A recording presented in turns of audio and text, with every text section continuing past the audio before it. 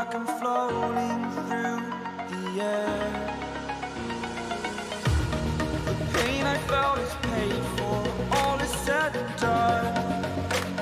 Oh, I am restricted, fixed upon the web. I need to kick the habit that my mind is breathing in. Break out, I've got to see. Spent all my life holding all of it closely. I played it innocent, a feel of discontent. I'm finally facing it all, fearless.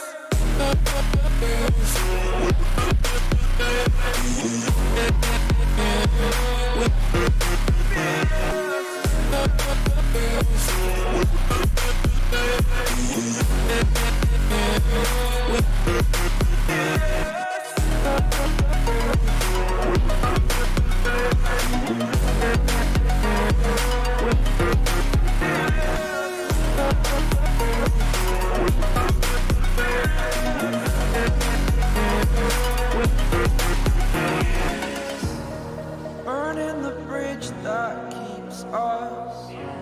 I'm here and I'm feeling fearless. Exaggerated, that's what you assume.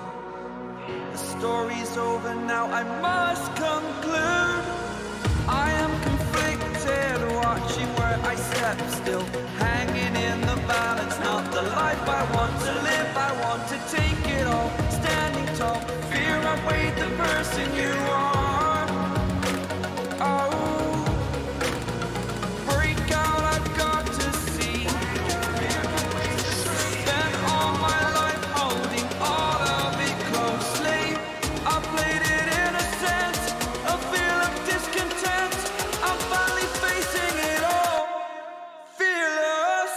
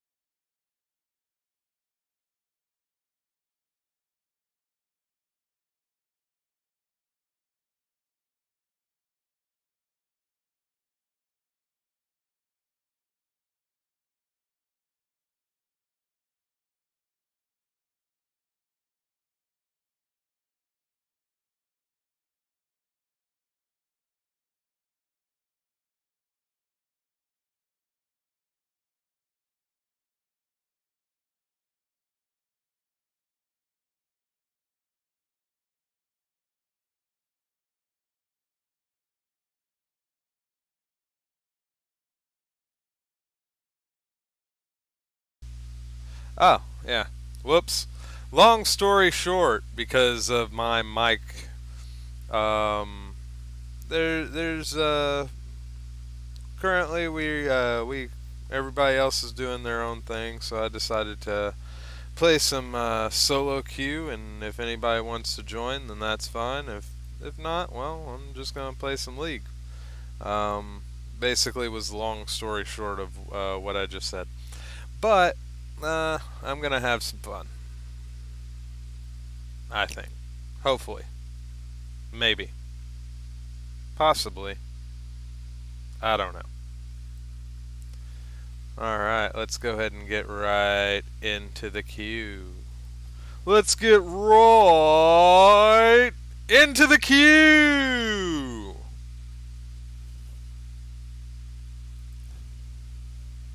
And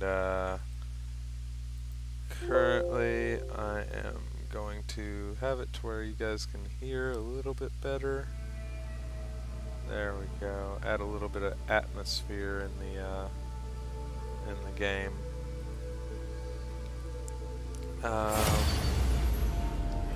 This one, this is kind of one of those more. It was a late, but it was all like, you know, yeah, it happens. I haven't really set a complete schedule. We got a mid, we got a bot, we got a jungle, we got a top. I guess I'm going support. Alright.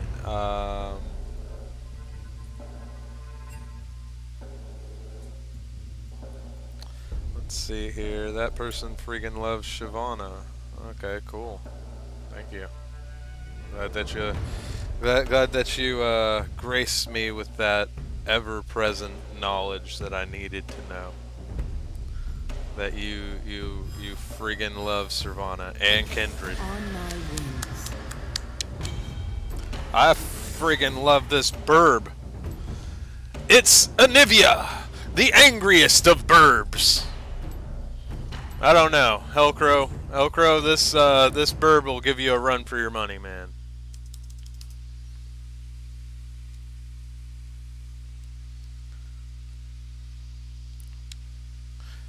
And I decide to use Bird of Prey because it looks more like an eagle.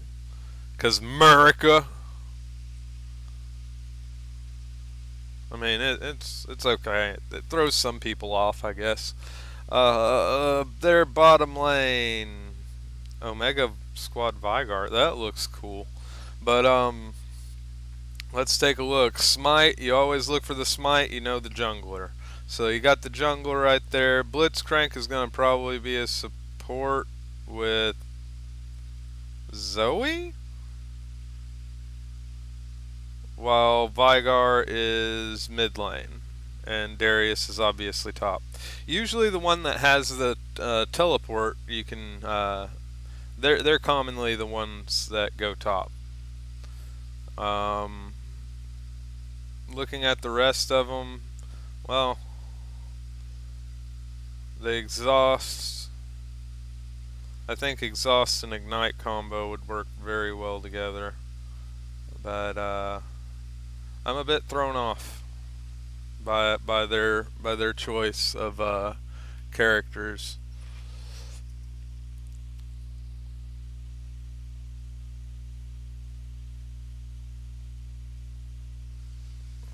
I mean, there are troubling times in the kingdom. Let's see here.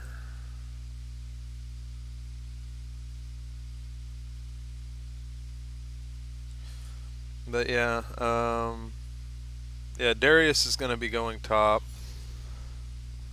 Oh, here we go. Wow, did I really put the sound on that low? There we go.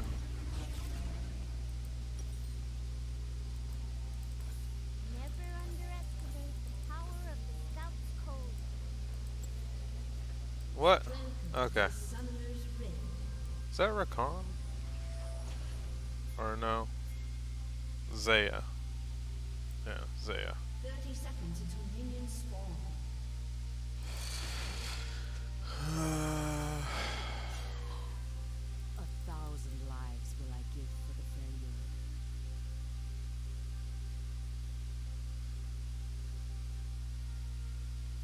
I'm a burb. Well, one of my laptops went up to update. Minions have spawned.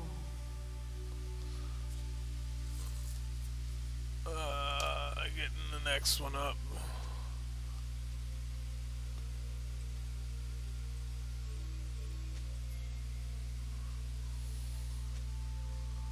There we go. Winter wind guide me. Okay, so Zoe's mid, so it's gonna be a Blitz Vygar bot. Unless it's gonna be off meta. Let's soar. Not sure what's gonna happen here.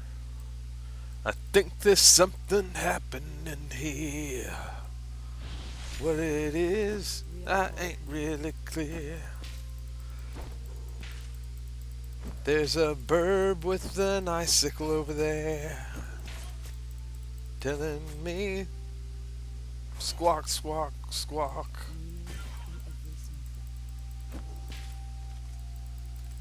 Oh shit. Woo! There you go, Blitzcrank. You just use that Q, big boy. You just do it.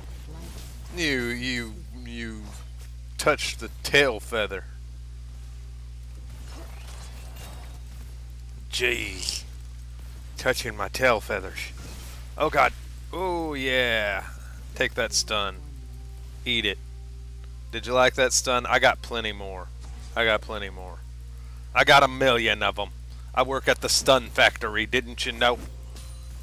Reach up and then just be like, blah! Make you run over there. Oh, 2 feathers in the face.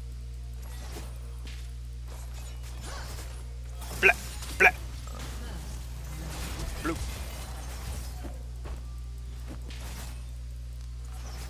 Yeah. Yay. Yay.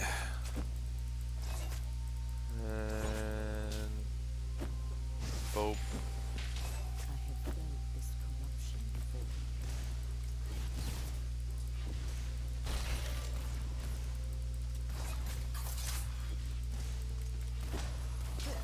before. I don't know why Rux or yeah, Zaya she could have, like, whenever I blocked that tower just then where you saw that, she could have came in and hit Blitzcrank for more than what she did.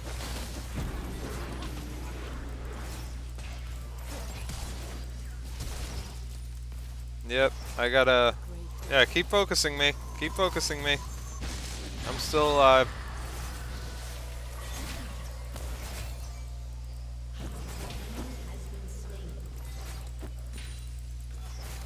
I'm still alive. I got the chat back up, so if anybody wants to say hi, they can. If anybody's in the waiting room, then you just gotta wait a minute.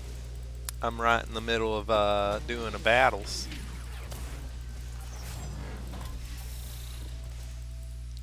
Aw, Blitzcrank, baby, where'd you go? Boop.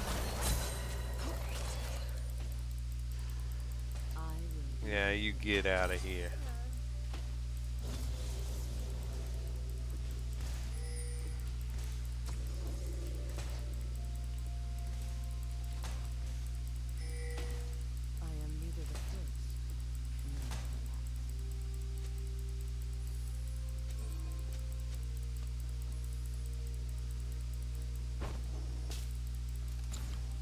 Boop. Just made that Q say hi. Just give him a hi. Just be like, hi there. I'm gonna hit you in the face with my Q. Hope you don't mind. Bye world. Alright,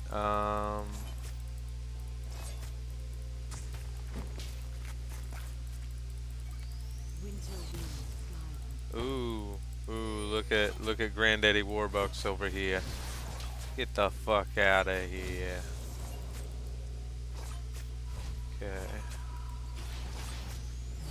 Oh no. No. You see, now you fucked up. Now I'm gonna stay in lane. You have fucked up now.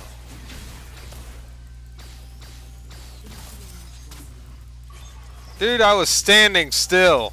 You still couldn't fucking land that Q? What the fuck? Why even have that skin, bro?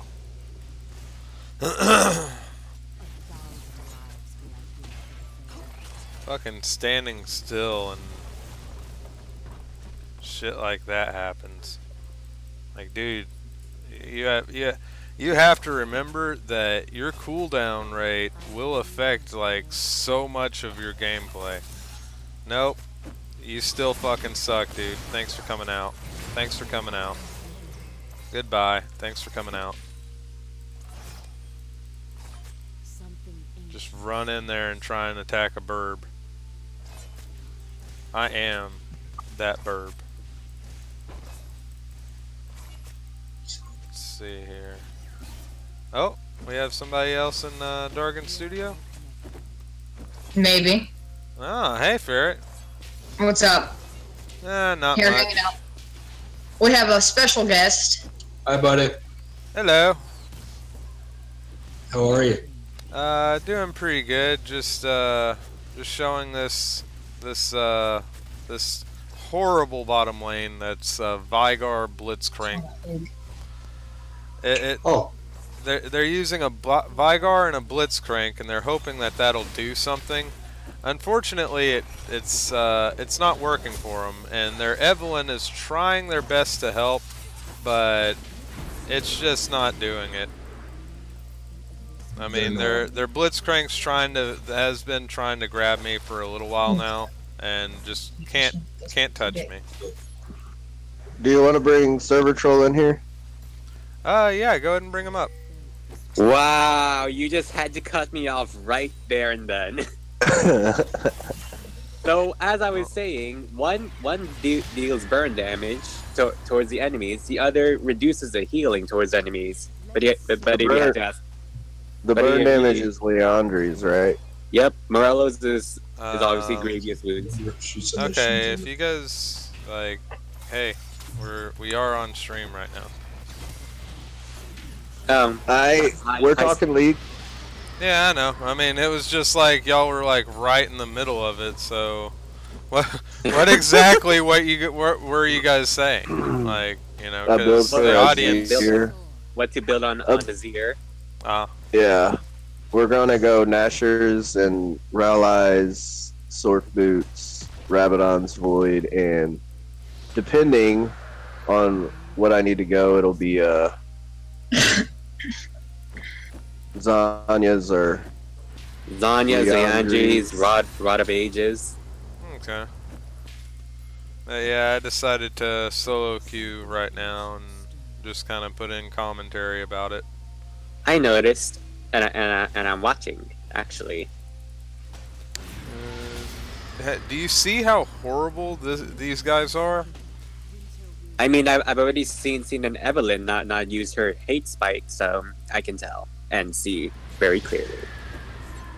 Yeah, it's just she ran in, I blocked her, she got thrown off by my block, and then she just can't do anything. Heh, heh, heh, heh. I don't like how like if my beak touches the outside of the circle of my storm, it completely cancels it. Wait, there's a range? Yeah. It's wow, I actually never knew. I thought she could like cast it whenever she wants, and no matter how far she is, it'll always activate. Oh, that would be broken. Yeah, now that I think about it, it would be broken. But at least I was expecting the range to be a lot larger, for like you being able to like cast it whenever and when.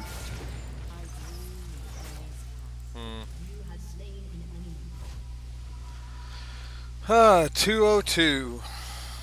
Not that bad.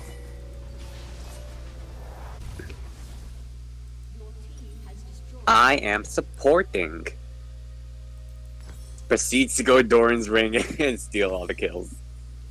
Well, no, I'm not stealing.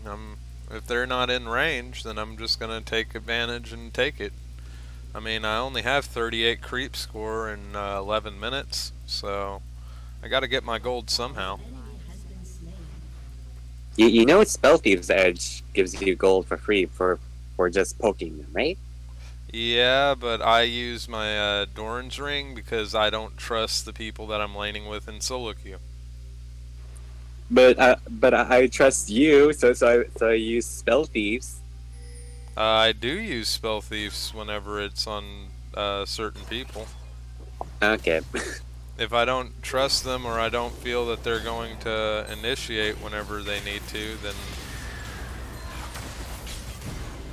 Would you trust me on Jinx, despite the fact she's horrible in your opinion?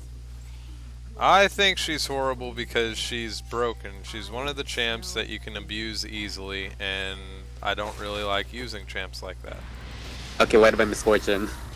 Once again, I don't really Is like it that bad? Really? Have you seen her crit ratio? Okay, other than her Q. Okay, crit other than ratio. her Q crit ratio and the fact that her storm is ability power in case you actually build armor, or the fact that she can actually just sit there and blast away with a triangle. Or, What? Okay, what or about not Ash? triangle, What but about Ash then? Ash is not broken. Okay, good. I used to main her, and I really liked maining her until like, you know, fucking 2K17.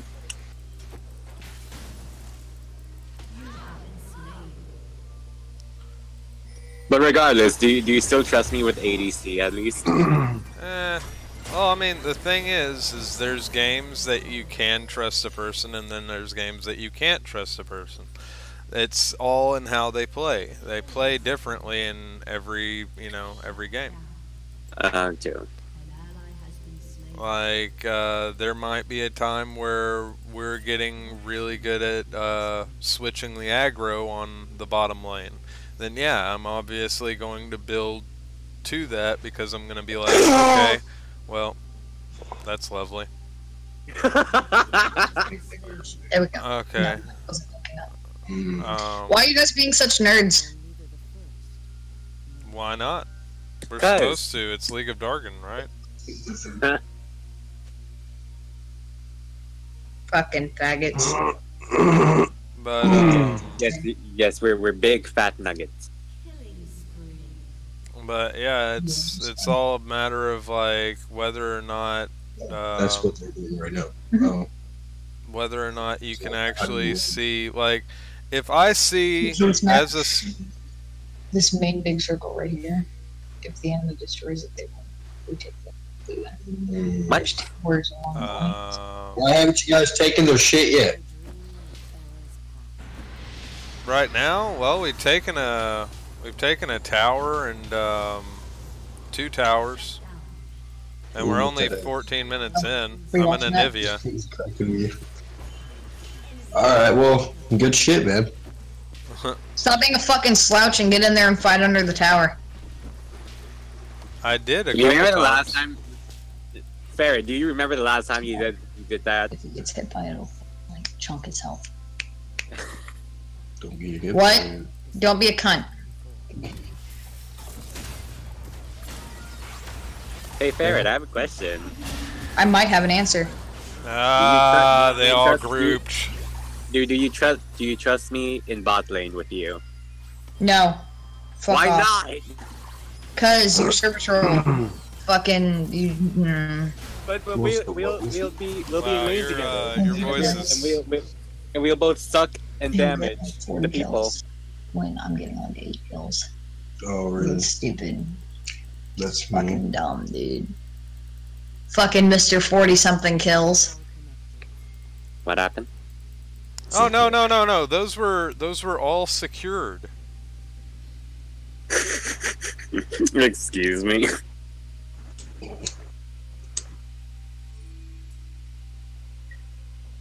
That's what it is. Whenever you see somebody on low health and you notice that whenever you see somebody on low health and you notice that somebody's Tom told me that there's gonna be a thunderstorm today. Oh my god. okay. What's wrong? Nothing. Okay. I'll just play my game. As if you weren't doing that earlier. Let's soar. Yep. Just gonna go up through here. Shut down. blue, so let's go over here then. Now with somebody like Anivia, you can do something like this, where you can just take on the entire wave of minions in one deal. Usually that'll give you an extra minion rush, which most people won't anticipate. I personally leave about around 2 minions and maybe one with half health, so that way my minions can build up before they hit the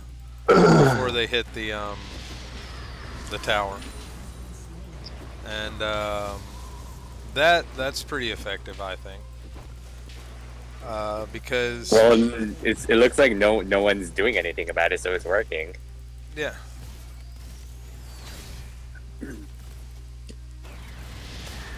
Come on, hit me again. Hit me again, Vigar. Do it. Oh, you got What are you, Zoe a in here. masochist? Alright, let's see here.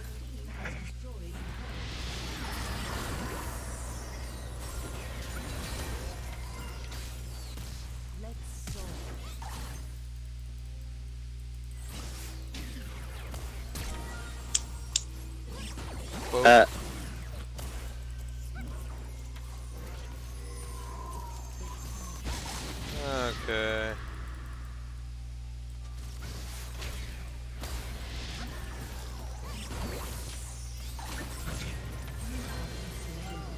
Still killed her. Alright, 1900 gold. Right there. 435. And let's see here. Alright, so far, I honestly believe that they lost this game before it even began because of their team comp. I mean, if you look, we got a Zoe, Darius, Blitzcrank, Vigar, and Evelyn. And the Evelyn doesn't know exactly how to use her kit. So with that, then you just basically have a bunch of people running around trying to do their best. They might 3 out of 5 of these people might actually know the champion that they're using. Not to mention that the Zoe just doesn't even know how to use her Q either. Yeah, she's using it very rushed, and hoping that it's going to do something. It's just these guys lost this game before it even began, and that's the thing, is a lot of people are like, oh well, we like to go against the meta so that way people don't expect it. Well, guess what? This is a case of your meta going horribly fucking wrong. Like, you trying to go against the meta will go wrong at least 9 out of... Like, it's gonna happen so many different times if you're not going to choose the lane that your champ is designed for, basically. Then you're just not gonna have a good time. You really aren't. And if they would have, let's see here, they have a tank. They don't really have any ADC. They're trying to do a AP carry, which it can happen. But I don't necessarily see it happening with this Vigar anytime fucking soon. You have to be on your game if you're going to be an ability power carry. Because that is a very off meta type of style.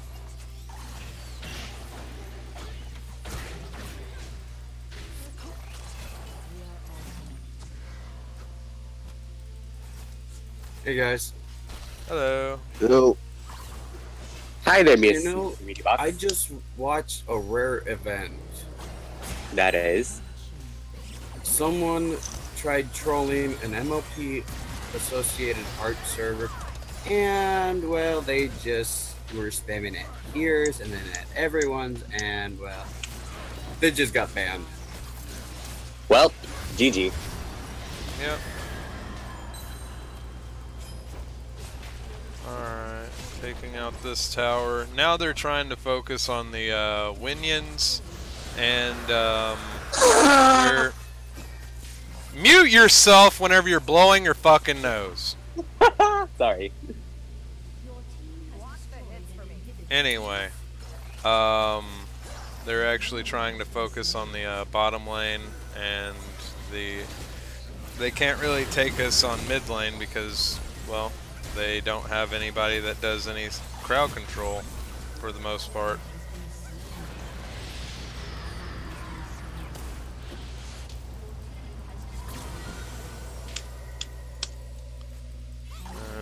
Let's see here. But still, server troll, that's rude as fuck. Don't be doing that shit, otherwise we got 2 of them. your happy and ass the is other gonna one's be getting dealt with. your happy ass is gonna just not be in the streams. Seriously, that's rude. Guys, I just saw the most amazing thing. So you remember when you were younger, your mom or dad would say something to you, and you knew they couldn't fucking see you, so you just go ahead and give them the finger? Yeah. No, never did that. Well, my mom saw everything, so I wasn't stupid. Right? Tell them about this video. Alright, so there's this black mama sitting in the front seat, right, recording her kid in the back, and she was talking to her kid, and the kid looked up and flipped her off, not thinking that she could see him, and recorded it, and immediately got super fucking scared. It's the most amazing thing ever. And then the swole baby. Yeah, there's this baby that would beat the shit out of anyone I know. My God, he's fucking big. Look how big his head is. He looks like a milk crud. His muscles are too big to can't like produce words. This baby looks like he's been This is Horse's daughter. he spent some time in time out, but not sitting in the corner. It looked like he was bench pressing. You know Horse? Yeah. Yeah. This is his daughter. I went to school to. Cool. Money. What's going on in the game, guys? I won. Already? I was explaining the last of it before server troll decided to blow his nose to the world. Server troll.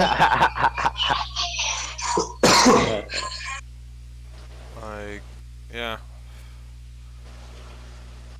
3, 3, and 3, 77 creep skill, creep score, 7,164 gold. Let's go ahead and look at the advanced details. I'm kind of interested in that right now.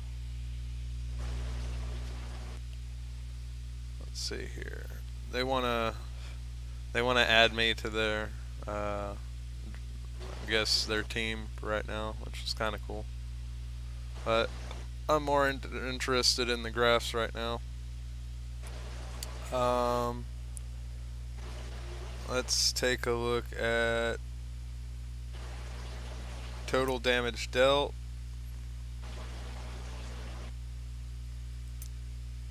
Oh.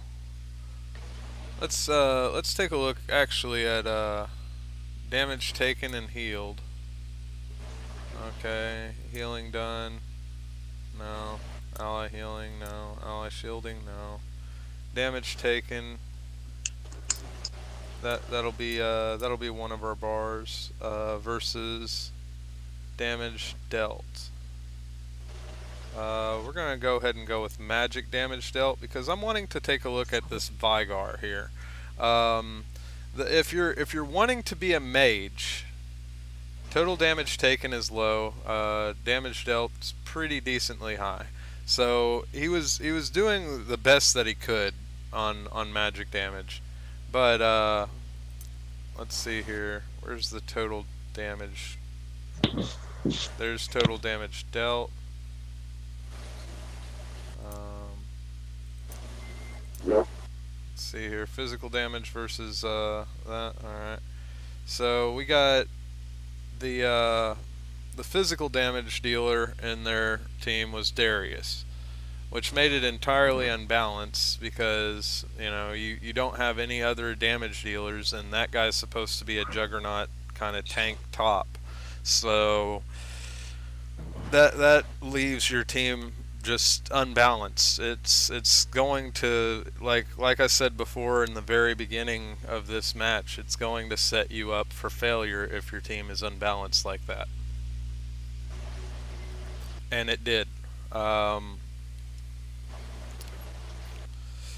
But that happens. I'm gonna be trying to show why, or like the plays that could have been made while doing this. So that, yeah, like, you know, it was a no contest that, yeah, you guys are gonna lose. Like, thanks for coming out though. Thanks for playing. But yeah, I'll add this Teemo. Teemo's pretty cool. Alright, let's go kick some ass, man. Alright. I got coworker here. Can I use your name? Wait, hold up. I got Gabe here. He's gonna give us some funny commentary. You know, I have a nephew named Gabe too. No one gives a shit about you, Mr. Weedy Bottom. You can pick on him. It's cool. Don't let that man talk to you like that. I'm used to the ferret getting spunky. It's just because he's horny. Excuse me? Not currently. He said not currently. I'm pretty chill right now, man. I got fucking 3 Musketeers and some Dr. Pepper. I'm in a good mood. Oh, God. We got our server troll. Terror. We got our server troll and ferret going to be joining us on queue. I'm gonna go bottom. Ferret, join me with bottom. Okay, thanks. Okay, I'm firing up League now. Oh, computer fucking work!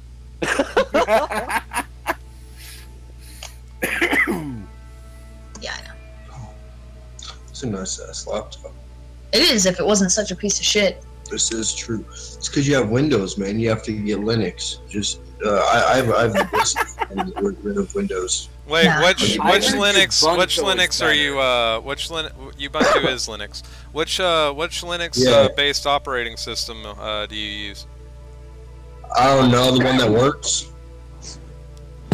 Well, that's well, a good answer. I personally like Slackware because you can kind of like fiddle with the programming if it's not working right. Kind of make your own patches, really. Wait, You know, Ethan, you want to join? Never mind. Yeah, you know that they haven't been able to hear you for. Oh, yeah, there we go. Yeah, motherfucker. Yeah, his computer keeps going in and out on the mic, so I'm not sure how much you got into that. But the answer was I'm not sure. I just played. I just watched porn. Well, all right then. Yeah, hello, it's much Glitch. better. What's up?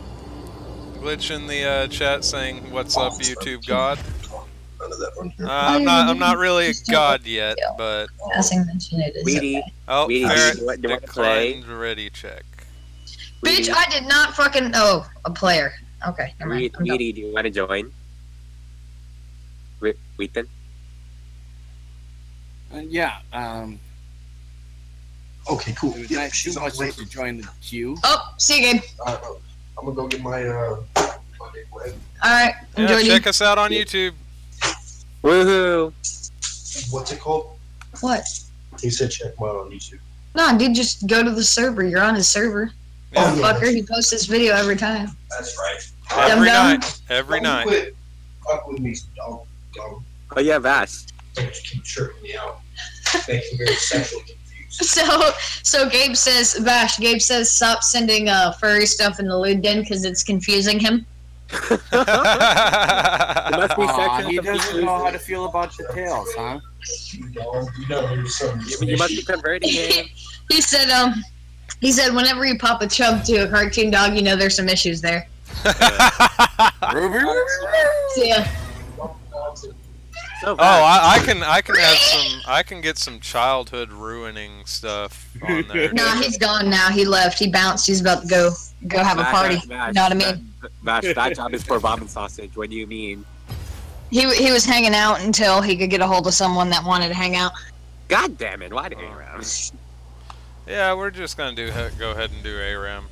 Okay. Oh, fuck me. Mainly because God damn it Vash. helps in team fight practice, and it also helps in learning, you know, kind of a new champ.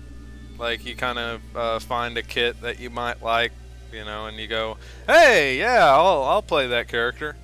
Or in my case, it's like gambling of, okay, well, I get this champ. Alright, we won. I got this champ.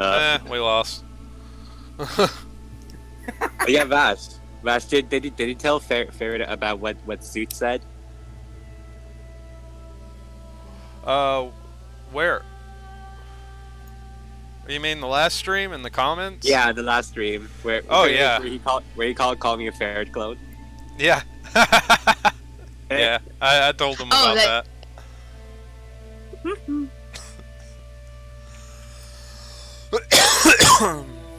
Cough, cough. I was actually halfway thinking about doing a just a token Dargun plays, because I got a couple games lined up for that. But yeah, I just figured doing a little bit of dialogue while playing some League was also going to be nice. I was like, we do so many of these, you know, but a lot of them, well, I don't know. Like, they're not like strictly looking directly at the game. But I mean, then again, we are on queues like this that are gonna take a little while. Let's stream the motherfuckers or what? Huh? Oh, there we go. Accept. Everybody accept. Flood it, flood it, flood it. What am I saying? I just dealt with a flooded server.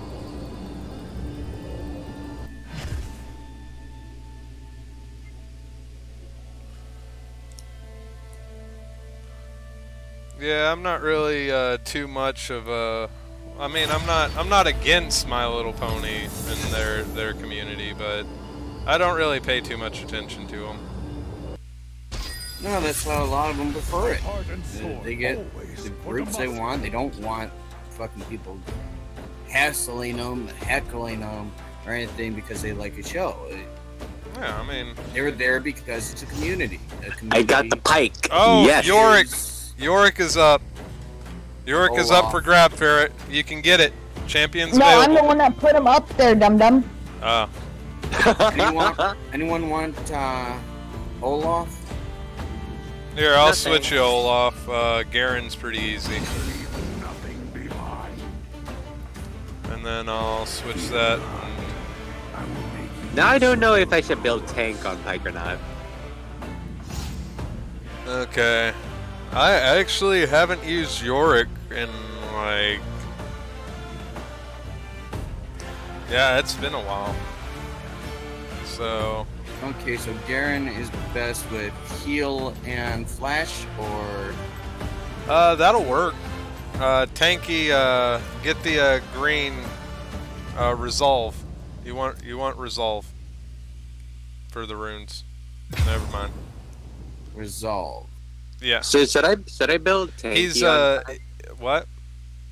Do you guys want me to build tank on Pike? No, we got enough tanky people. Okay. Olaf, make sure to run and grab your axe. You want to get that axe anytime that you can. He runs kind of like Mundo does.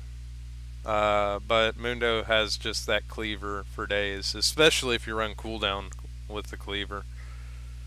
Good thing I've never played either of them. This will be fun. Yeah. Yeah, I mean, I like that. That's the reason why I like ARAM, because it gives you like their entire fucking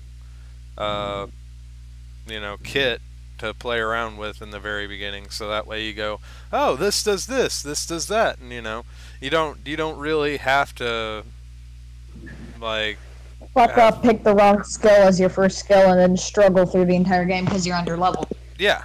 I like how there's like only one skin for each team. Yeah. I have that skin too. Thank you, Mocha Kit Kat.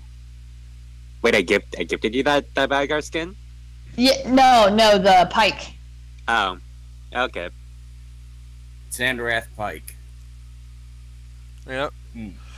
Because Mocha Kit Kat's the shit. He's awesome. He gives me free shit.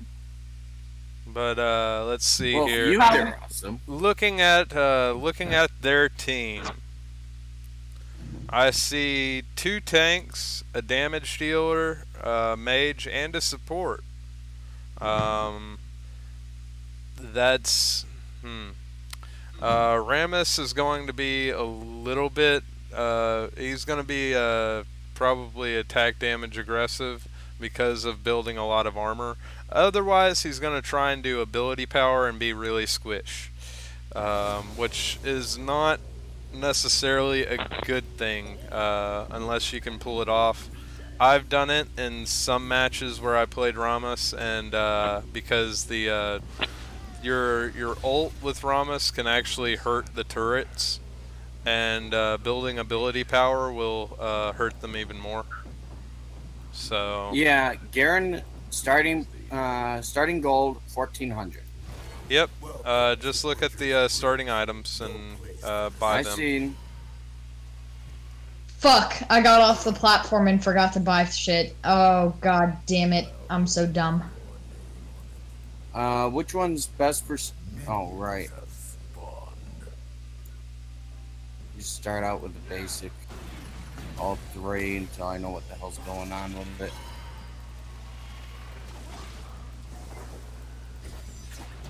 Okay.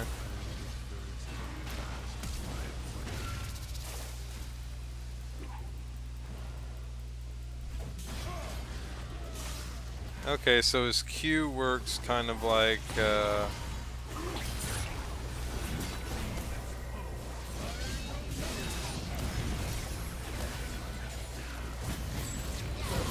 whoa, I can't.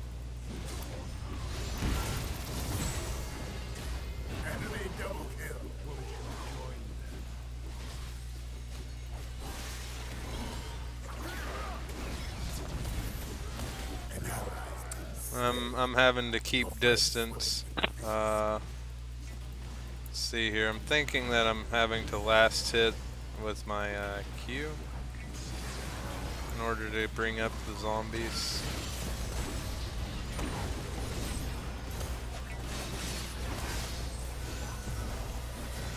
We gonna kick some ass though. It'll take us a second for the people with new champs to figure them out, but we got this shit, guys. Don't fucking worry about it. Okay, so there's a small delay for the W. Yes. All right. Yes, there is. That needs to be fixed, because if Vigar is able to do his walls as fast as he does, then I should be able to do walls like that. Like that channel for Vigar's wall is a lot shorter than this one. You're just gonna have to play ahead a little bit. You're not shitting about that delay. What the hell? Oh. Brought up 3 minions. Alright, cool. So that's what the Q does. You have to... Gotcha.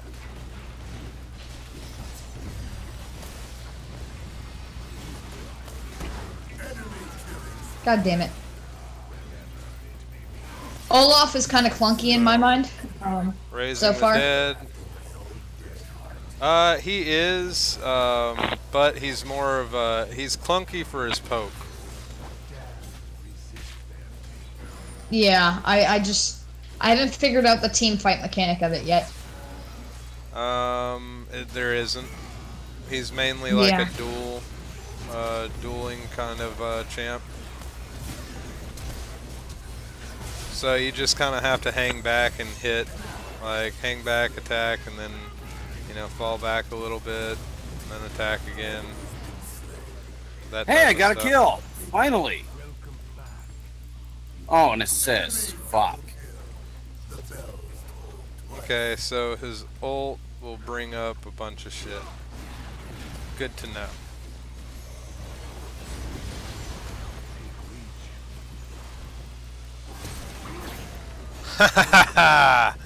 Good job.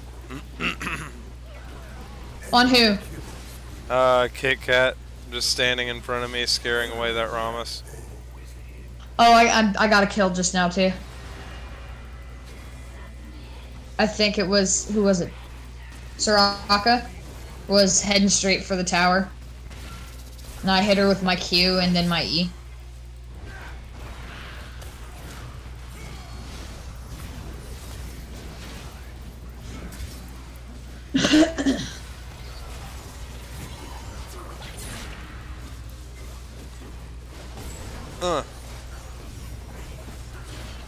Ooh.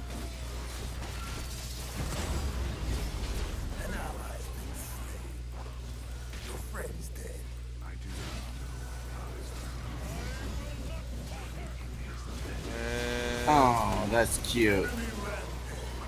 That's why that's doing Jack Diddley. Those barriers prevent my E. Yep. We're learning, we got this. We're getting there.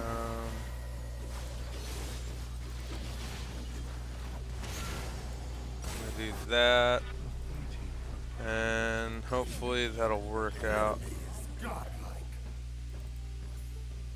So Cogmon's the one killing everyone, alright.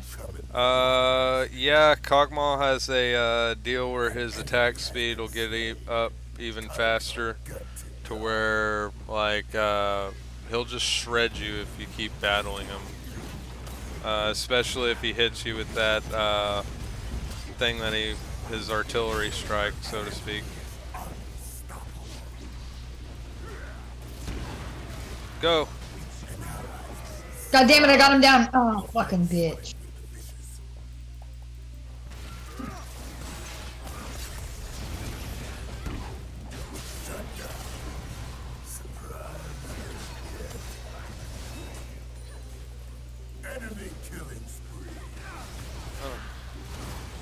I'm gunning for that Cogmaw.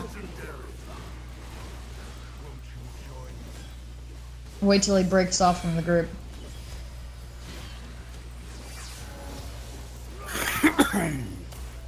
It's gonna be forever before I get any Come here, builds bitch. done. Alright, let's see here. Come on, bitch. Fuck you.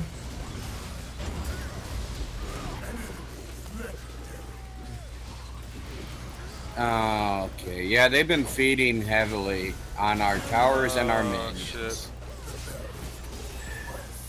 It's like level 7. I'm looking at all the players on the field from that team. 8, 9, 9, 10, 9. It's like, fuck. Our team is fucking same way, dude. 8, 9, 9, 8. Gotta keep practicing. Yep, gotta keep fucking different champs, different play styles. Olaf is way out of my normal. Like, this is not how I would usually play. As you keep playing, you will know who does what, and you'll know what to look for. And as you play them, you will see how restricted they are. Or where they're, where you can take advantage of them. Yep. You know.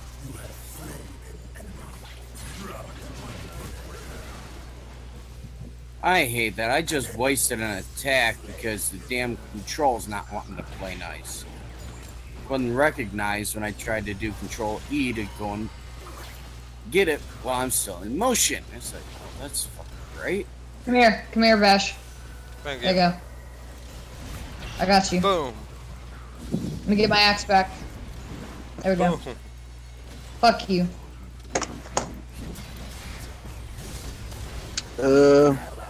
And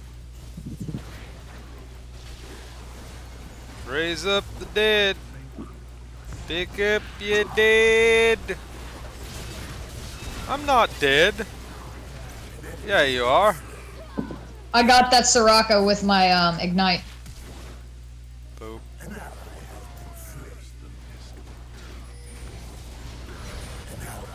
Fuck. Can't save you there. No, it's fine. It's fine. No, you guys gotta win. You guys could fall back to the tower. That's all that matters.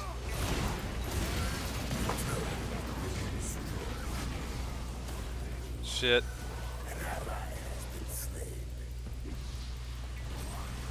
So much for being a good tank. Get my ass handed to me in a few blows.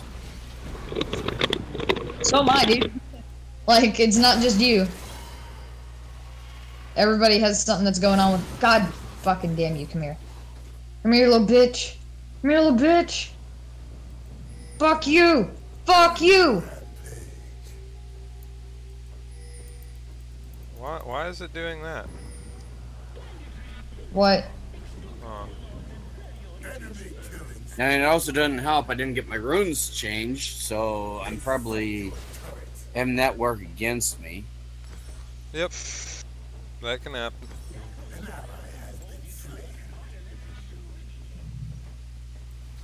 Okay.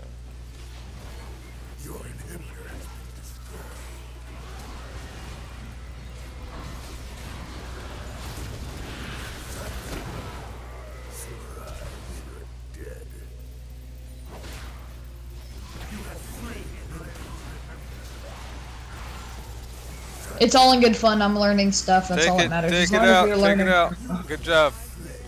Fight. Come on. Fight. Cue him. Cue him. There we go. Yeah.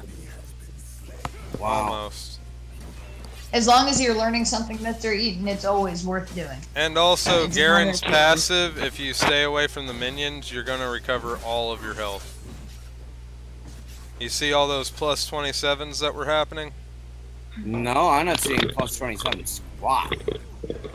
You guys almost well, done? not anymore, but I was watching them. They were happening. I don't know. We're knocked back to the inhib. You could, like, I don't know. You look at the stream. You can see like our progress. Let's see here. Okay, now I was seeing them. The hell was that? That's your passive. Get back. I was double corralled. There was no get back. Actually, the ring and a barrier. Wow. Well, the barrier that I had, you can't walk through my barrier? Yeah, you can. I was spinning. There is no walking through barriers when you're spinning. I.O. Yeah, you can. It's like a Beyblade top. You're fucked. Someone has the stream on, needs to be muted. No, here yeah, mute the stream at least. I did. You can have it running, just mute the stream. Man, you guys are doing good. Keep going. Oh my god, Yorick should be helping. Soraka's gonna fuck y'all up. You're a few minutes. You're like a minute behind, I think. Good shit, Vash. Yeah. Yeah, it's like good memories, man. Good memories. That's about it. Hey, I'm getting somewhere with the lower stuff. Finally. Yep. Bloodletter's Veil. And it's like, okay.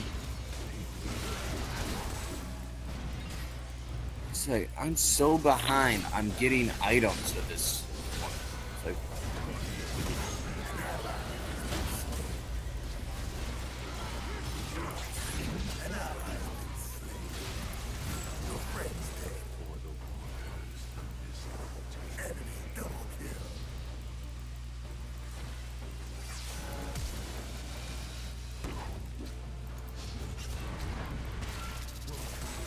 You're in the timeout box. Right? Sit in the fucking penalty box.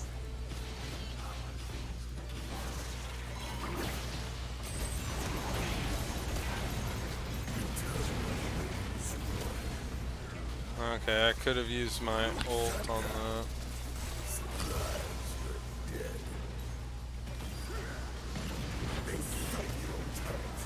There it goes, right? Yep.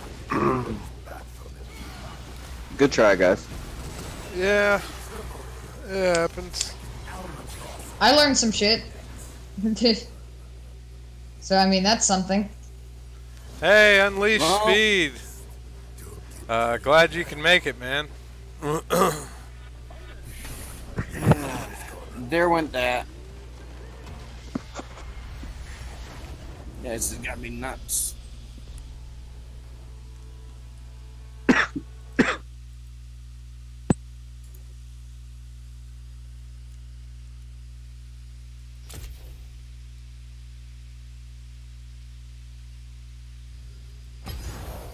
That was good shit. I got to play Olaf. That was fun. That was definitely an experience.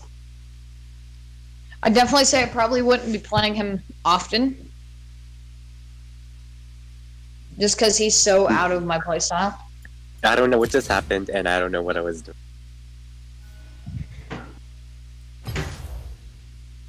I'm guessing that you're not too much into the team fight type of thing. Who? Yep, and also don't know when to go in and when to go out. Yeah. See, that's one of the things that I kind of have against, like, doing, like, you know, ADC and support. Whenever I'm laning with somebody, there's times where I'm like, well, I'm just gonna play it safe for myself. Fuck you if you go in. I'll help, but I'll help from a fucking distance, motherfucker. Yeah, I mean, you and me don't have that problem when we play Fiddlegraves. Yeah. We usually pretty well sync up because I know when you're about to go do something. Sarah, wait, would you like to play fiddles for me as the Sheesh. sportsman? Yeah, I'll support. You two already got done Yay. in there. I'll support for you. Why don't we do that? Why don't we play 5v5? I'll go top. I'm going I'll ADC. support. Yeah, I'll support Servitor. I'm gonna smoke real quick because storm's getting pretty bad, so I want to smoke before it gets really bad. Because when it gets too bad, the rain blows up on the porch. Yeah. Yeah, we're dealing with thunderstorms for, I think, the last 3 days now. Out here in Wisconsin. Yeah, it's getting real bad here. It's nuts. My city's a pretty big place, but it seems like my side of town gets the shitty end of the stick because we're on the side of the town with the river. Yeah, that tends to do it.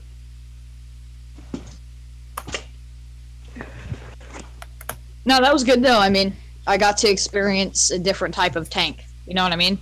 Yeah. He's definitely not Tryndamere. Like Tryndamere, I probably would have done a little bit better. Well, I mean, Just 'cause I'm there's super familiar with how Tryndamere plays. well, I believe honestly the one that you were just playing can counter Tryndamere very, very, very quickly, and it can snowball a game. Oh, hey, Chloe's here. Mainly for oh, really? Hello, Yep. Chloe. Wait, what? Huh? Chloe! Oh, and Landon Noll. Whoa, Landon decided to pop into the stream. That's awesome. What are the odds? Oh, crap, I did a no-no. I went backwards. Oh no. But how's it going, Landon? Doing well. Good morning, afternoon, or evening, depending upon your time zone. Evening. Midnight, actually. Same. Ah, shit, is it really that late? Fuck. 12:30 over here. It's 1:28. Okay, you It's sticklers. 1:28. I rounded it up to the nearest indicated me. Oh. Well, we're doing all right. We're playing a few games of League of Legends while just kind of talking amongst ourselves while in the queue. And then whenever we go into gaming, we kind of talk like how the different patterns and stuff like picking up on last hits, knowing, you know, ratios of like attack damage and stuff like that. Yeah. Like there was one game that in the very beginning of the stream, I was just like, you guys are gonna these guys are gonna lose before they've already lost the match because their team was entirely unbalanced.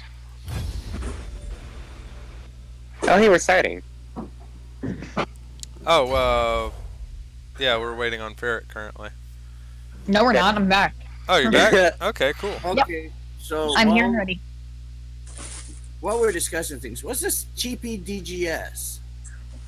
TPDGS. Where are you seeing that? You and Kit Kat's oh, banner. Yeah, that's the token Dargun banner.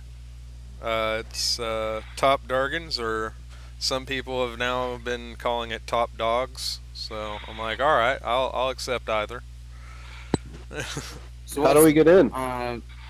Should I have one that's a switch dog then? Who knows? I mean, that's how I play best, is switching lanes. But yeah, it's our little club of the people that frequently play.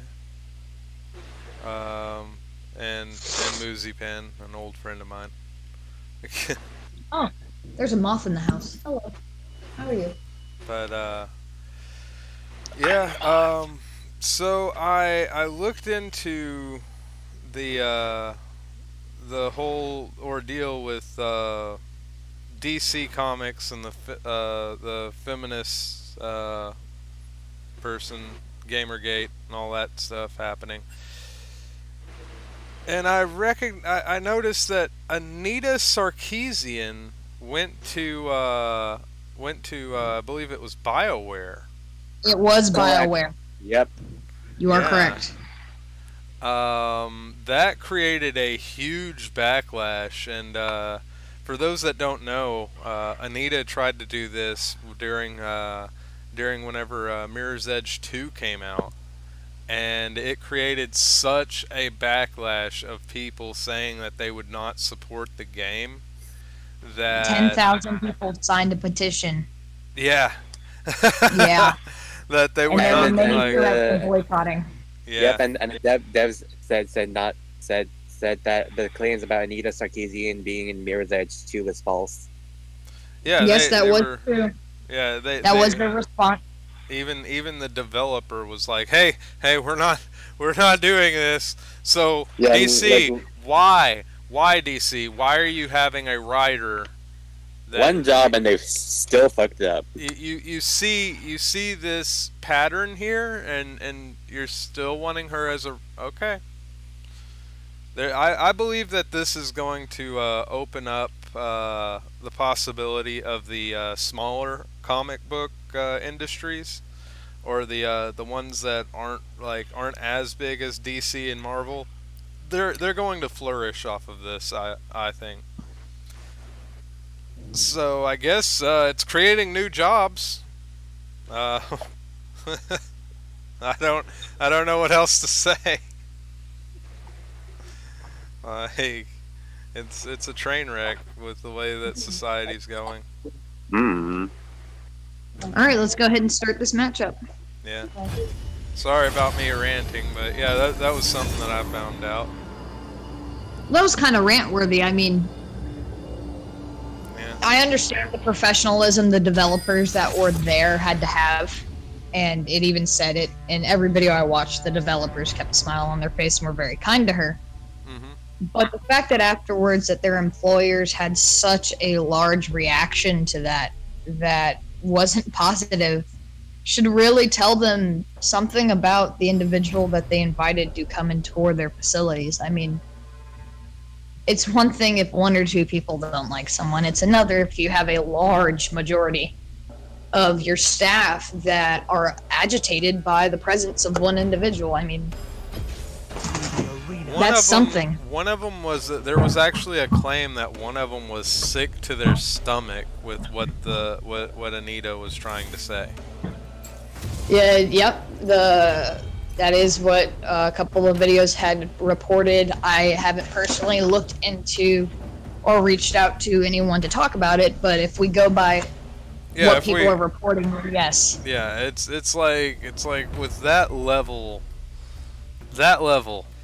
like.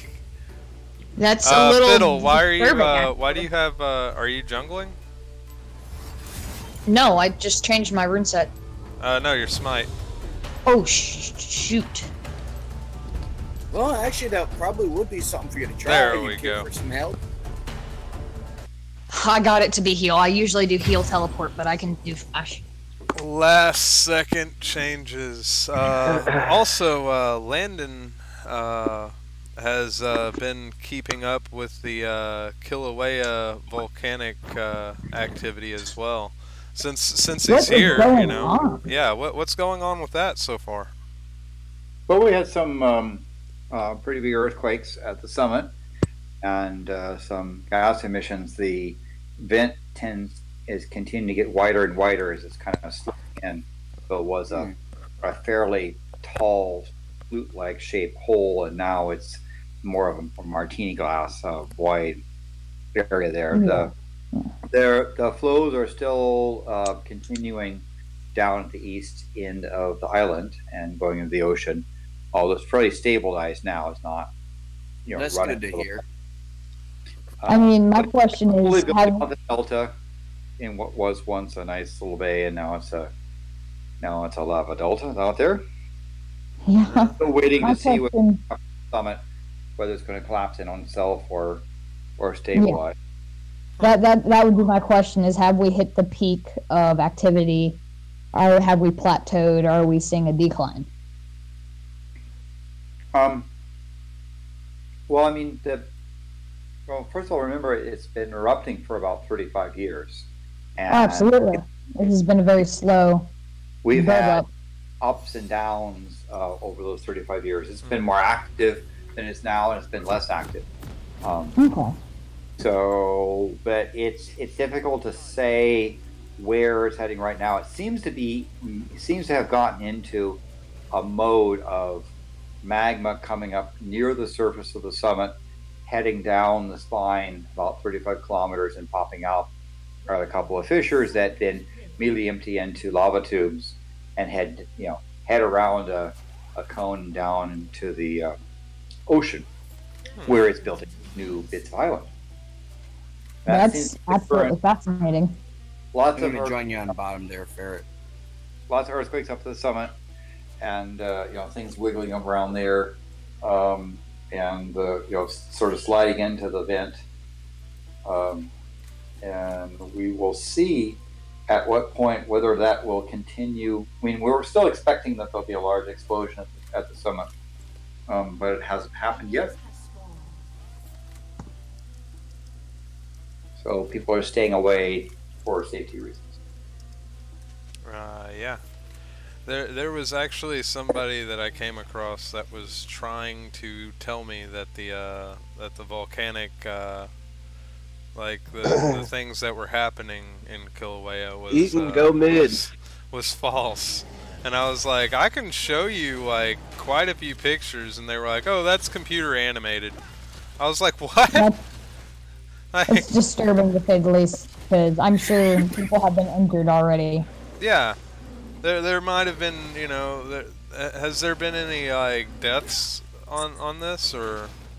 There's been a couple of people that got injured, but yeah, I would imagine. From my knowledge, in phase 62 of the eruption, which we're in right now, no one has gotten killed. We've only had a couple of injuries from.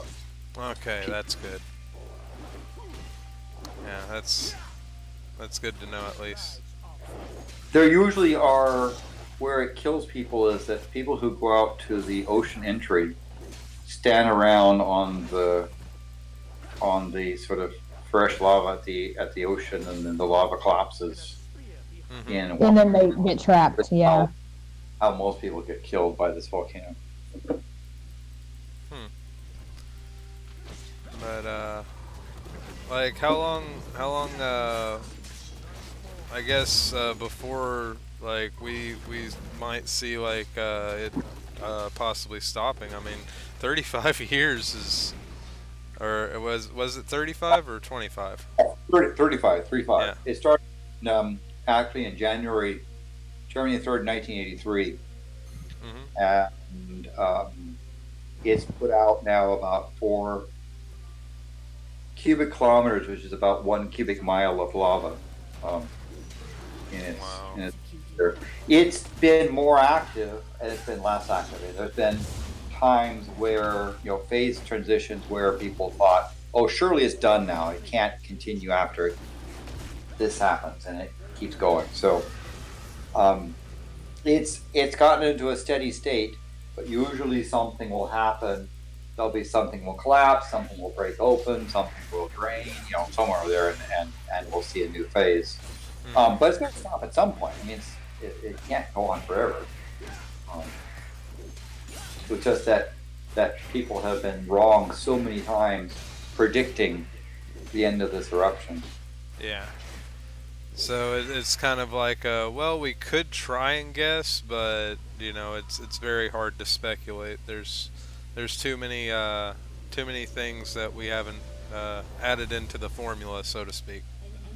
The eruptions the lava flows that have been at this eastern end of the island have not lasted a long time in the past, right? That they've gone for a couple of days to a week or so. So they're not, and part of that is it takes, quite a bit of movement for the magma to move all underground, all that distance and come out the edge. So the fact that it's lasted this long is a bit unusual, but it also had quite a bit of earthquakes that have been, moving through the area.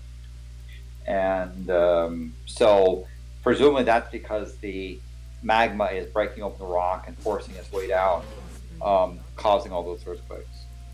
The other bit is at the summit, the water, draining into the vent and reacting, turning to steam and building up pressure. We're just sort of waiting for that to blow. Presumably, one of 3 things will probably happen, or maybe 4.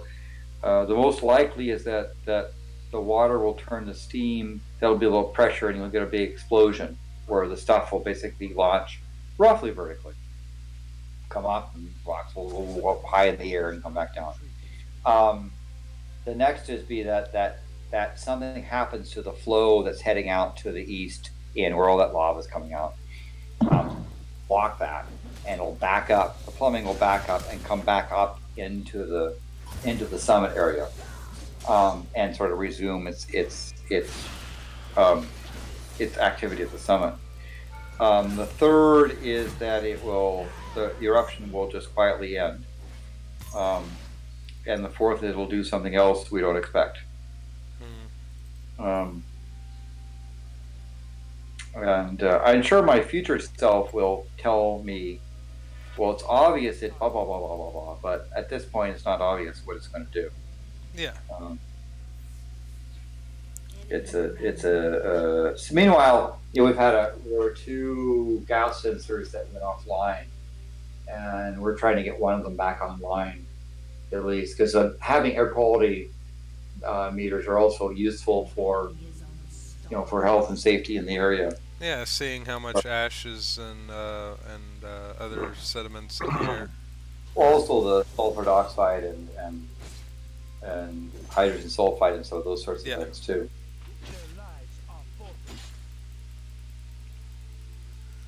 We've seen a lot of fairly heavy gases pour into the vent area at the summit. But as I say, we have not been able to get a gas sensor. We'd like to get a gas sensor down into the pit to be able to tell us what's down there, but it's right now too dangerous. I'm not sure if this is a silly question or not, but are you on site? No, I'm not on site yet. I hope to be on site. Okay. Well, maybe this weekend, but we'll see.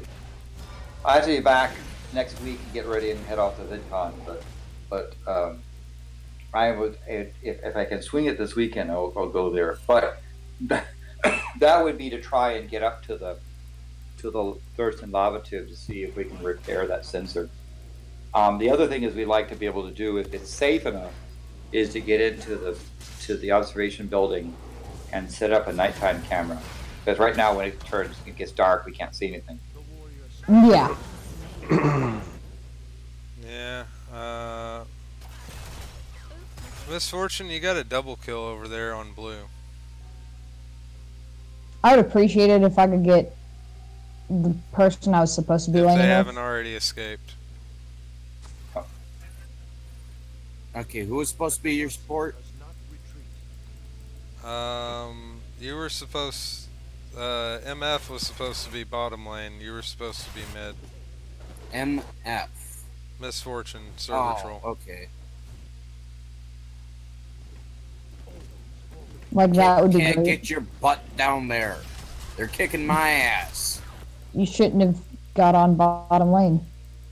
Yep. Like, that's a thing you shouldn't have done. Okay, you got blue buff now. Go ahead and attack. Yeah, let's try and get dragon.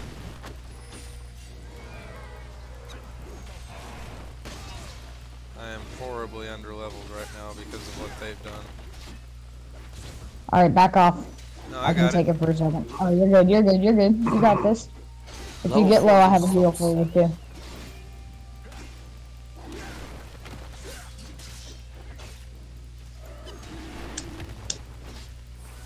There you go. I got you. That way, if they do show up, we got it. Alright. They're going to be trying to come up through river. I would imagine the views are just absolutely spectacular out there right now, too. Oh, yeah. You know what I mean? Like, just pictures I have seen, video I've seen is just beautiful, but I imagine being closer to it in person is a little bit different than seeing a picture. But, well, it's really cool, though. That I did not know it was going for 35 years. That's really neat. I did not know volcanic activity could sustain that long. Thought eventually it would die off eventually, really. Now, could this possibly affect, like, let's say, any volcanic activity on the, I guess, other island? like the western, like, can a volcano on the other side of a continent affect volcanic activity or possible volcanic activity on the other side? I think a better question might be, does this volcano lie on a fault that it is affecting? Is it making the fault activity more active?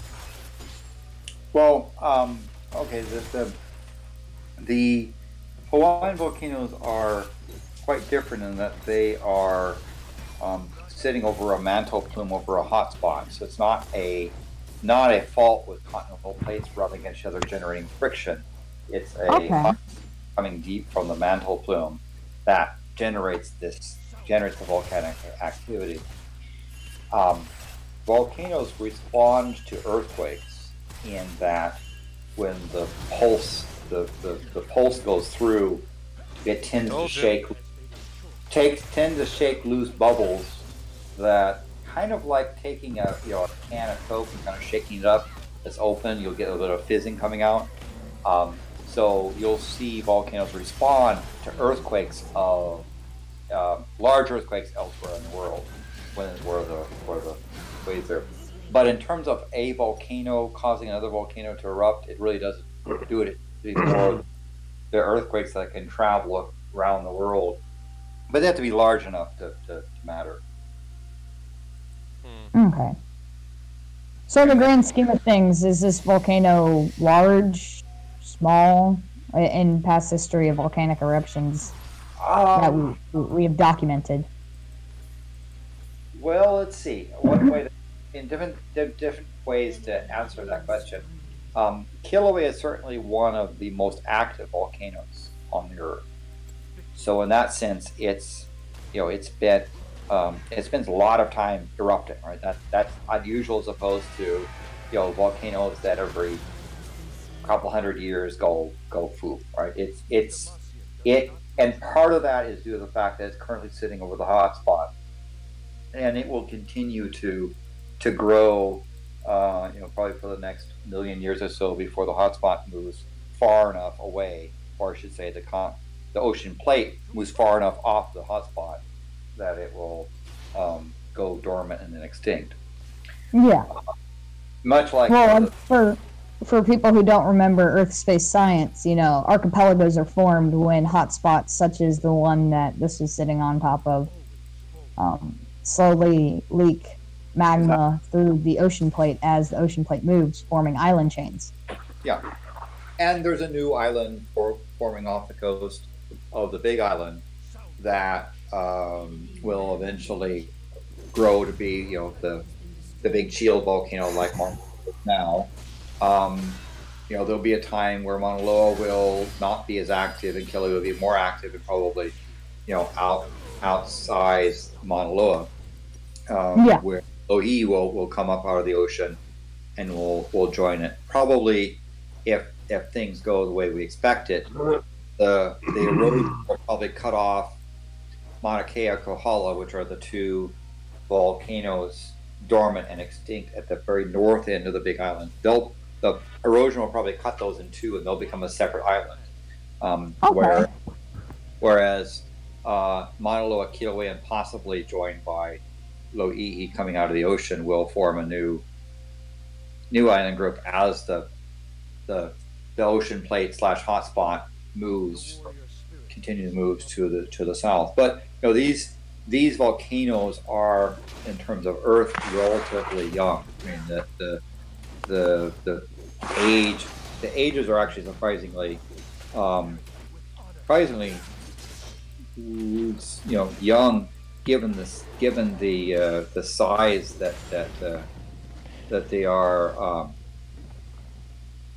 Given their size, it's amazing that they're as young as it is. For example, Mauna Loa is certainly began erupting about 700,000 years ago, and it emerged from the sea probably about 400,000 years ago. So only 400,000 years, it's produced the largest, most massive mountain on Earth. And that's because when Mauna Loa actually erupts, its lava flows are just staggering in terms of their volume. It's one of the things one of the things I want to see again, like the 1983 eruption of Mauna Loa. Again, it's just huge volumes of lava, and it's quite impressive to see when it goes off. But the drift of the plate will carry the hotspot away, and probably somewhere in 1 million to 1.5 million years, Mauna Loa will go extinct. Kilauea probably has about 1.5 million to 2 million years to do that. But it will also go to a large shield and then stop. And these volcanoes tend to resurface quite a bit. Very, very, very active. And so something like, for example, Kilauea is only about 300 to 600,000 years. I mean, it probably started erupting at the seamount maybe 600,000 years ago and didn't get really active until about 300,000 years ago. Okay. And it will grow. I mean, given where the hotspot is, it will probably grow to dominate Mauna Loa, go for a while and then stop. But one of the things in terms of these shield volcanoes is that the lava that comes up is, straight for the mantle, very, very high temperature, very low in sulfurs and so forth. So it tends to be very, very fluid. That's one of the reasons why the mountains are such shallow stuff. It's not this pasty, thick stuff that protrudes up and builds up these tall structures. It tends to flow quite freely and builds a very, very shallow shield volcanoes. So that sense, it ends up being very, very different than kind of the volcanoes we see here on the continent. Also, as a result of the lava being very, very, very, very, flowing very easily and at high temperature, you don't get the kind of explosive events. Typically, you don't get this explosive events that you do on continental type volcanoes, where oftentimes the continental volcanoes, the models suggest that plates rubbing under each other generates friction plus heat for the mantle that sort of warms rocks and kind of melts the way through the surface, as opposed to Hawaiian volcanoes that are sort of have direct channels, and so the volcanoes like Hawaiian tend to not be violent. It is actually somewhat unusual that Kilauea has actually entered into a phase where it could have explosive eruptions. Normally, you can get up quite close to it, and they're relatively tame. They're not, as we would say, cranky, like you do, volcanoes in places like the Cascades can be actually quite dangerous, or like the Guatemala event. They are too fed. Yeah. No. Yeah, I already said to. That's why I already went with the surrender vote, and you guys just wanted to keep going. But anyway,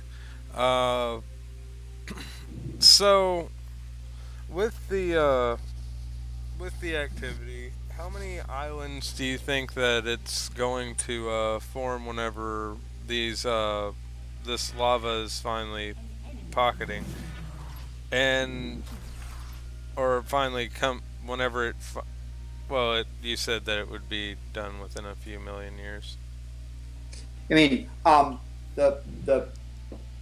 the estimated, given the past history of the chain, unless for some reason the motion stops, the Kilauea probably has another 1.5 million years before it grows to Mauna Loa size, then starts to erode, and the hotspot moves on, and it goes from dormant to extinct. And so we expect Kilauea, like its predecessors, to get grow large, reach to the Mauna Loa size, and then kind of stop. We do expect that it will continue for a long period of time to become quite active. So for example, the surface of Mauna Loa, the surface of Kilauea, the oldest rock you can find on the surface is only about 900 years old. That's the oldest spot that hasn't had lava resurface it in recent years. So it is constantly sort of reforming itself and resurfacing itself. And it will. It's way not to pay attention to shit, I guess. But it's had great eruptions, like the 1952 to 1982, like the Mauna Ulu eruption in '69. That generated like 300-meter tall fountains that were just spectacular, or the Kilauea Iki event saw some of the highest lava fountains ever recorded on Earth, and so it's had some really spectacular eruption phases. This particular one seems to be unusual in that it's lasted so long, but what can you say? It's got things to do. Yeah. Yeah. I mean, it's very, very interesting to just and beautiful to watch the volcanic activity. Like, it's also amazing to see places where they've had lava flows, and you see just how fast the plants have come back. I mean, some of the spots that I saw lava flows in the mid '80s now have little bushes and trees and flowers growing on them. So life comes back pretty fast.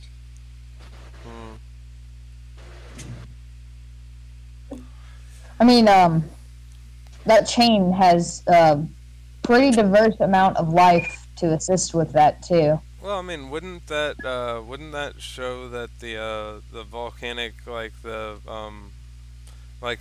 it enriches the soil with a lot of minerals and stuff? So absolutely, it's quite a. I mean, its output is quite rich in minerals, and the very first life forms have start appearing in days after the lava has cooled to the point where it doesn't kill, and it's bacteria that start growing on the surface.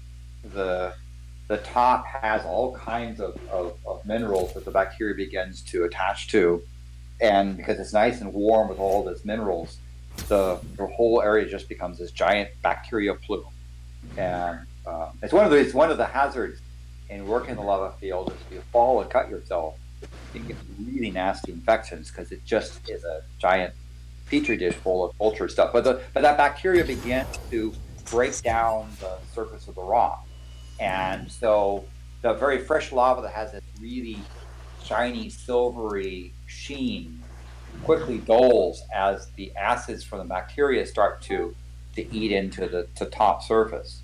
And over a small amount of time, that bacteria will break down the top of the rock, get little bits of it that will collect in a crack. And that's enough sort of soil that a seed dropped into it gets a plant and starts growing. And so you can have, within a year, a bunch of plants started growing around in cracks.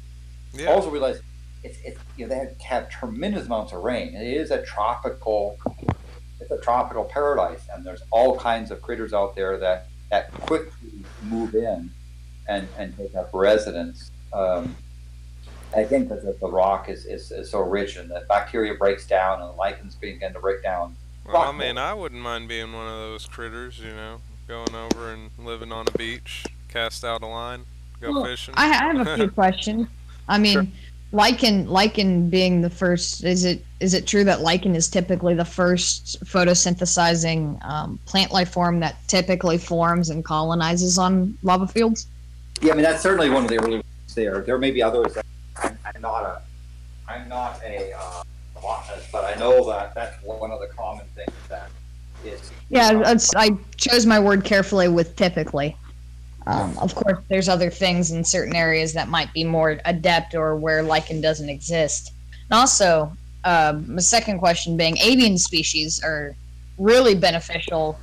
Having a diverse, wide variety of avian species is pretty beneficial to colonizing a lava field with plant life, isn't it? Due to how they spread seeds? Yeah, I mean, they seize both in defecation and processes that they will bring to the lava fields. And the lava fields tend to be fairly narrow channels. It's not like you have this giant region that becomes chock full of molten lava. It's a stream that's flowed through some area, and either side you have dense jungles and forests and plants. So it's not as if it's a big stretch for a bird to hop over from the tree onto the rock below. Oh yes, and I imagine having that dense forest on either side really encourages the avian species to move from side to side, defecating over the lava field, spreading more seeds. Yeah, they have to fly over it. Absolutely, and another thing as well that from the point of view of the Hawaiian culture, these places become quite special in that they become the rebirth of new plants and new forests, right? It's seen as part of the way that the place transforms itself. It's also, I think, another thing to think about is that you start off with microbes. You then get to be small, very small grasses. Whoa. Ferret, can you do push to talk, buddy? So if you look at a flow that's 100 years old, you will see instead, quite a number of mature trees and bushes in amongst, you could see some of the rocks. And by the time you're 1,000 years old, you can't. It's really more a dense forest on top of old rock. So it is pretty amazing how the Hawaiian Islands, the ecosystem thrives. And again, these kind of volcanic ones, even the large eruptions, large flows, are only affecting a small portion of the island at a time. So it's not as if it wipes out life together. In fact, it builds great opportunities for life to come in and resurge. Now, the coral reef and that little snorkeling bay that got filled in, that coral's unhappy, but there's going to be new plants, new marine life off the coast of the new delta that's going to enjoy its results once it stabilizes. Right now, that area is kind of, ocean entries are kind of nasty in that there. So first of all, whoa, server troll. All Oops, right. sorry. I forgot that my mic was. Boop. First of all, when the lava hits the ocean water, the high temperature tends to break down bonds. So you get a lot of chlorine gas and hydrochloric acid and other sort of nasty materials that get formed from the steam that comes off the ocean. The other thing is that lots of fish come into the area and die. I mean, it tends to reduce they asphyxiate or they get boiled, and so you have a bunch of dead fish that are floating around in very, very, very warm water, kind of poaching and smelling and shouting, and it's kind of gross. Well, that's good for adding extra nitrogen into the absolutely and the potassium. Right? You want to smell that thing, but it's pretty putrid for a while, and you wish for a good storm to wash that stuff away. But you're right. There are lots of outside the divers that tell me about approaching this stuff is farther back. There's quite a bit of feeding frenzy. Oh, I was so enveloped in the conversation. Galen actually came in in the chat and said Landon longs for a caldera to occur. Yeah. I wouldn't mind. I mean, I wouldn't mind seeing that. But as I say, it is amazing to see how life responds to these sort of things. It's I don't see it as tragic. I don't see it as terrible. I don't see it as awful stuff. I see it as a really natural part of life. Yeah, it's like there are idiots that get injured, right? That's kind of It's like just we're currently able to watch how the Earth like terraformed. So like it's breathtaking to be able to actually be able to see that in real time, and it's sad to see some people that are like, well, so you think that this was all on a mistake? I'm like, no, it's more than we didn't just hit the lottery. We just like we went into like spectacular odds of us being able to have all of the right things come together, and to see how all the regrowth and then decline and just seeing that cycle of different things it's absolutely breathtaking. And it'll be opportunity for students to study how this area transforms and how it changes.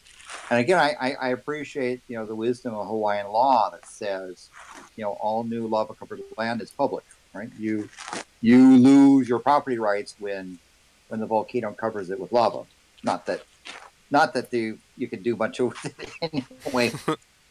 But that's one of the principles is that's new land that is, that is public, and maintain public access to that area. So those people that had these vacation homes, unless they buy off the right politicians, that they not only one is they don't have beachfront property, they have mineral rights below the surface, without any ability to bring in utilities or build on it. So essentially, they've lost it. Yeah. Now, if we could somehow harvest the lava, then we might have something. Geothermal energy. If you got a thick enough walled crucible, you'd be able to hold lava for a while, right? Not just in coffee cans. So what is the composition of the flow currently erupting? Basalt. Basalt is the common is a general class of material coming out. Okay. There are variants, and that's one of the things that the USGS is doing, is going out and taking lots of samples at various points. The big also thing is it tells you is when you can see what gases are dissolved and what's coming out of solution and what's still in solution, you can get an idea about where the magma boiled and where it began to surge upward based upon the materials that are inside it. Yeah. You can learn about the history of the lava based upon where it came into the column. But generally, it's basalt as what's coming out. But you get little pockets of stuff that comes out. That's also common to have little side things, and also where it will outgas can create really interesting mineral pockets. It was always sad. There was a nice spot next to the caldera of the summit that used to have really beautiful formations, and it was a spot where gas came out through cracks and created all kinds of wonderful colors. But the cracks widened and the rocks went down in. So we'll have to wait for another one of those things. But it was a spectacular mineral deposit that was formed by stuff coming up. Yeah. So it's not completely uniform. Huh. Well, that's the wonderful thing about the theory of chaos in nature. It brings out such wonderful designs you didn't think was possible, especially with crystalline structures, Yes, and how fast the lava cools has a great impact on crystal growth. And so you can get things that cool, let's say, very slowly, because you got a very deep pool of lava that poured in one spot. And it also lava that freezes rapidly. So, for example, the lava that boiled away the big lake, that cooled very quick, and so you'll have a lump of that material that has a very different crystalline structure than the stuff that's rolling over and going into the ocean right now. Yeah, I mean, what of the there was two. I was wanting to ask you about this, and I don't think that you might have seen it in the science stuff, but what of the there are two underwater volcanic areas of activity that host a certain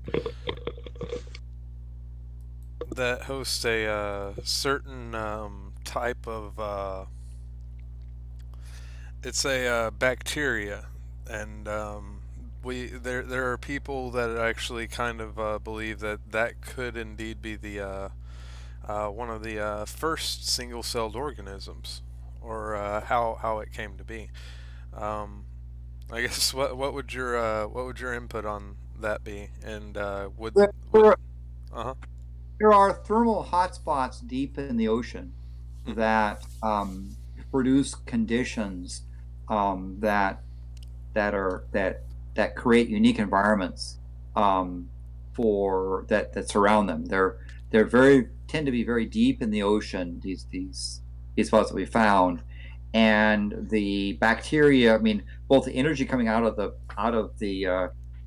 vent and the minerals create a unique ecosystem that, beyond it, deep in the ocean, there's not, you don't have sunlight reaching down there. You have a very different process. So having something like a rich mineral source and thermal source deep in the ocean creates that sort of a unique little microclimate around that vent. And so the pictures I've also seen of the strange critters that work there and bacteria that feed off of sulfur compounds and other sort of strange things. It seems like life figures out a way to make do with what it has, and those thermal hotspots that are deep on the ocean, these thermal vents, are actually quite unique. And I've heard the same thing. Jeff Goldblum was right. Life will find a way. And I've heard from my astrologist friends that tell me that it's quite possible that the first organisms on Earth might have clustered around vents like that. But I point out that some of the early Earth probably had lots of vents as opposed to that being isolated as it is right now. The early Earth was much more eruptive than it is now. Abiogenesis is a really touchy topic. Yes, and I'm not qualified. I'm not a biologist, so I'm not qualified to weigh in on that. I just know that that's certainly a controversy. No, I can concur with that theory that they definitely may be clustered around volcanic vents, because we see certain forms of life that do that currently. I mean, it's efficient for them. They're very simplistic organisms. Yeah. Mm-hmm. Well, it sounds much like they're doing what the old So, I mean, yeah, why not? around the campfire. If that was one of the few ways that they could sustain themselves, then why wouldn't that be the way? I mean, there was no real other food if they were using the volcanic vents for their sustenance, heat to regulate their environment, then that makes a bit of sense. Yeah. Because the stuff I have seen in the deep ocean when we went down into the bathysphere was a place that looked to me fairly sterile. Obviously, there are critters down there, but it was not the rich ocean coral reef type stuff. It was an abysmal plain that was dark without sunlight and nothing moving around. But the vent area was actually, the thermal vent was actually quite rich with life, and had these really sort of weird tube worms and had these other critters that were crawling around on the surface all around this sort of little island of activity. And I don't know what happens, because I imagine, like volcanoes, these vents kind of come and go. I don't know how life, if the vent dies out or distinguishes, does it move on, or does the stuff around the vent die? And I didn't get a real clear answer on that part. Well, there seems to be what was dying? Sorry. Well, that is when a thermal vent is not a permanent structure, right? It's going to change over a geologic period. So, and just like eruptions also will come and go. So what happens to the life centered around a thermal vent if the thermal vent goes dormant or extinct? Maybe like a hotspot that whatever's causing the thermal vent conditions move on. Does the life around that thing then just die off, or just wait and find a spot? I mean, I don't know what life does when their nice little happy thermal vent area changes. From one of my very, very, very close friends, who's also studies microbiology. She kind of she deals with cells and stuff like that. But as a microbiologist would, yes. And there's Dargun. one of the things that she was doing was like having it to where the cells were faster by adding trying to like have it to where it adds tails or flagellin. I think's the proper scientific term for it. And I believe that those organisms could possibly, like, a lot of them would die off if the vent went dormant or extinct, but there would be a possibility of some of them being able to adapt to the situation, I think. Or currents carry them over to other spots. I don't know what the or do you see? Are we just not there long enough to actively see microevolution at its finest? Yeah. I mean, they could literally be activating dormant cells that give them flagellin, and they can swim fast enough to follow the thermal activity or a current or whatever. But I mean, we've proven microevolution to be really plausible in a lot of situations in a apt way of looking at things. Yeah. But I mean, it's just, you know, I've always liked studying into cells and stuff, but you know, it's pretty cool. I don't know. I didn't go to college, so I don't know.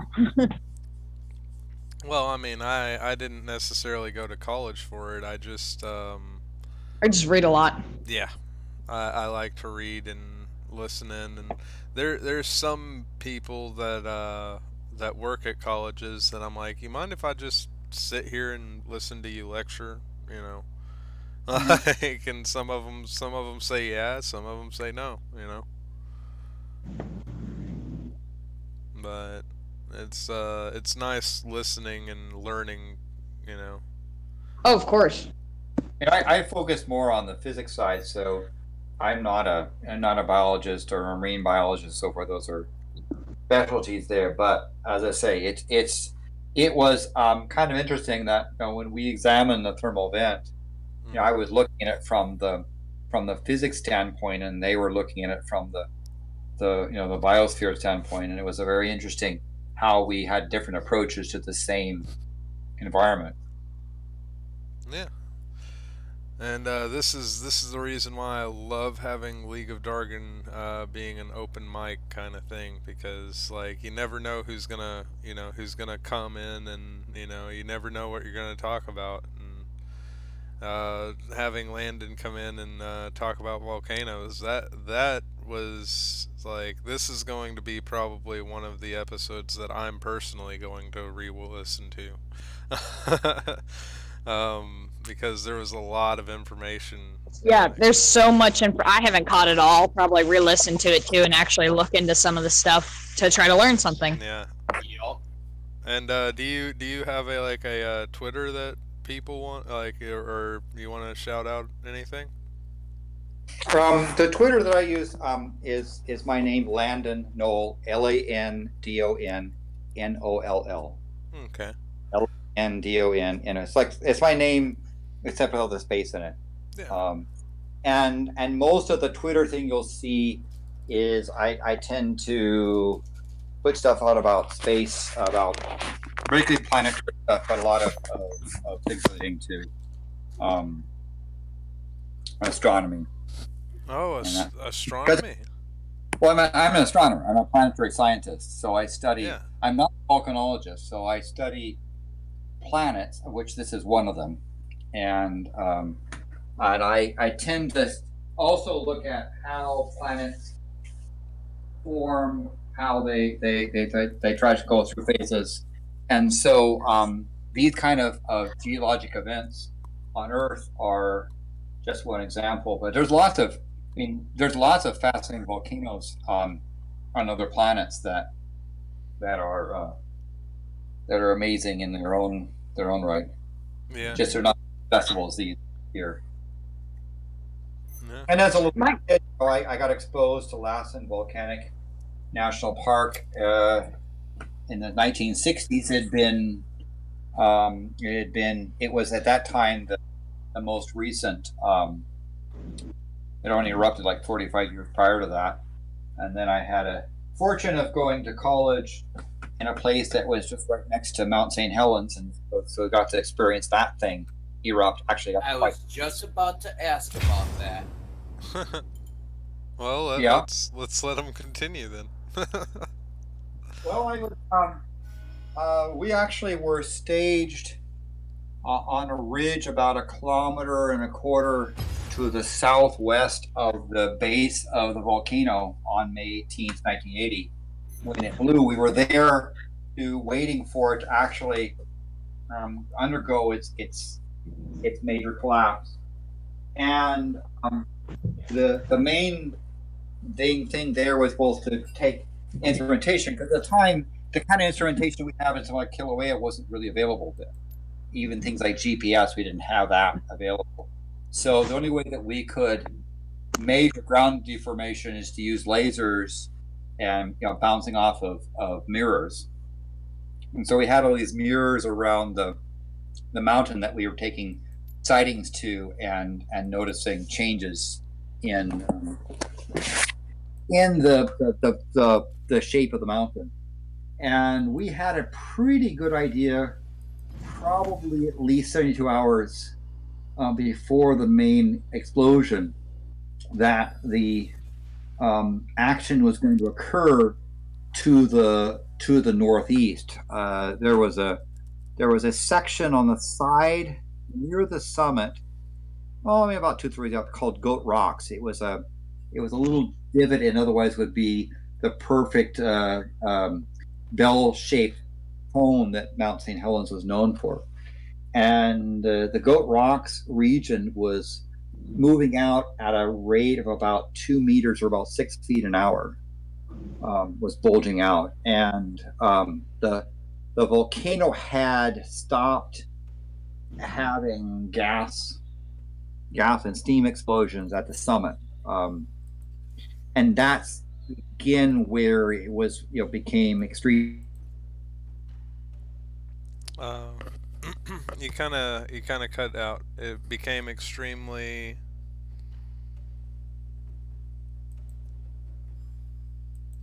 Landon, are you there? Might be having a few technical difficulties. Huh. Hello?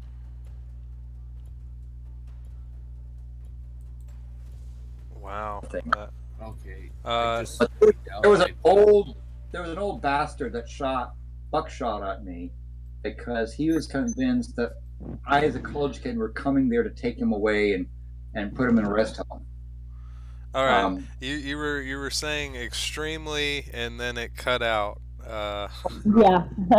I was confused. I had to leave and rejoin the call to see if it was just me, or apparently it wasn't. Okay. Yeah. Oh, I'm sorry. I don't know what happened. Let's see. Where was I? It became extremely. I had it cut out for me when you were still describing how Mount St. Helens had stopped off gassing up top, and then that became extremely dangerous. Yeah. Because there certainly were lots of earthquakes occurring even inside the mountain, above the base inside, and it was expanding on the side quite rapidly, but there were no steam explosion, acid explosions coming off the top, and it was difficult to try to convince people that the fact that the volcano was not erupting was a really bad sign. But it was, building up pressure and certainly bulging off the side. And so our approach was to build a base station on the other side of the mountain. If it was bulging out and it was going to break out to the northeast,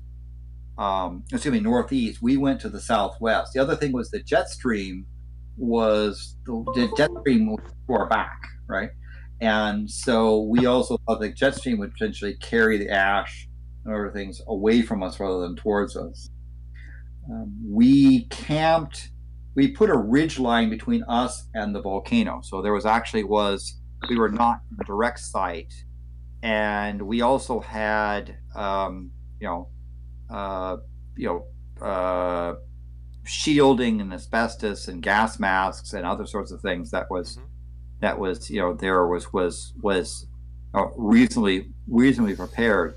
I do remember a guy who was insisting on setting up his cameras. He was wanting to attend his cameras, and he thought that he was going to be at a safe distance away. I remember my advisor telling him, "You're on the other end of a lake. If the lava hits the lake, it's going to shoot across the surface on a steam bed, and it's going to get you." And he's like, "No, it's not going to do that much. Besides, I could probably outrun it." I'm like, no. That's the Leidenfrost effect, my friend. Yeah. I remember my advisor saying, let your instruments do their own thing and live to publish about it. And there was another guy that was kind of cranky who would shoot at people because they thought that he was they could come to take him away to put him in a rest home.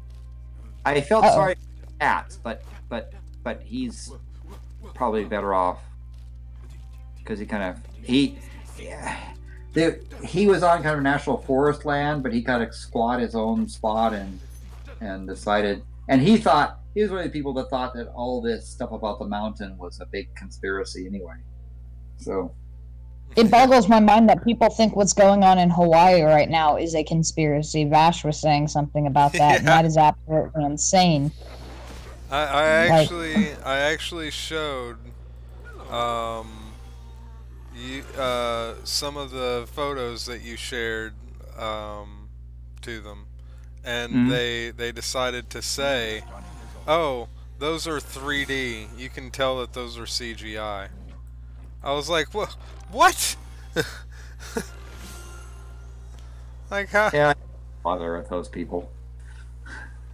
Like it was just. So the thing that I remember most about it was the sound. That's one of the things you don't get with pictures is you don't experience the sound. Volcanoes have really amazing sound, and I remember just this incredibly loud subsonic sound that you could feel inside your body, right? It was, and you had a mountain-sized subwoofer going off with enormous amounts of energy pouring through it, while the ground was vibrating at a high frequency, and you had little pumice stones sort of dancing around. It was this low throbbing that you could sort of barely hear, but you could feel inside your chest, kind of that, standing in front of rock concert speakers type of thing, but at a low frequency. Yeah. The other thing is the and then the sounds of the lightning. There's lots of static electricity that get generated at volcanic events, and that static electricity causes all kinds of lightning and thunder to occur. And so the other thing that was striking was to see lightning bolts coming off the side of the mountain, arcing up into the gas cloud and lighting the side with this tremendous thunder. Meanwhile, there's all kinds of the volcanoes roaring away, but it's the sounds that I think are quite impressive. Particularly the low frequency sounds.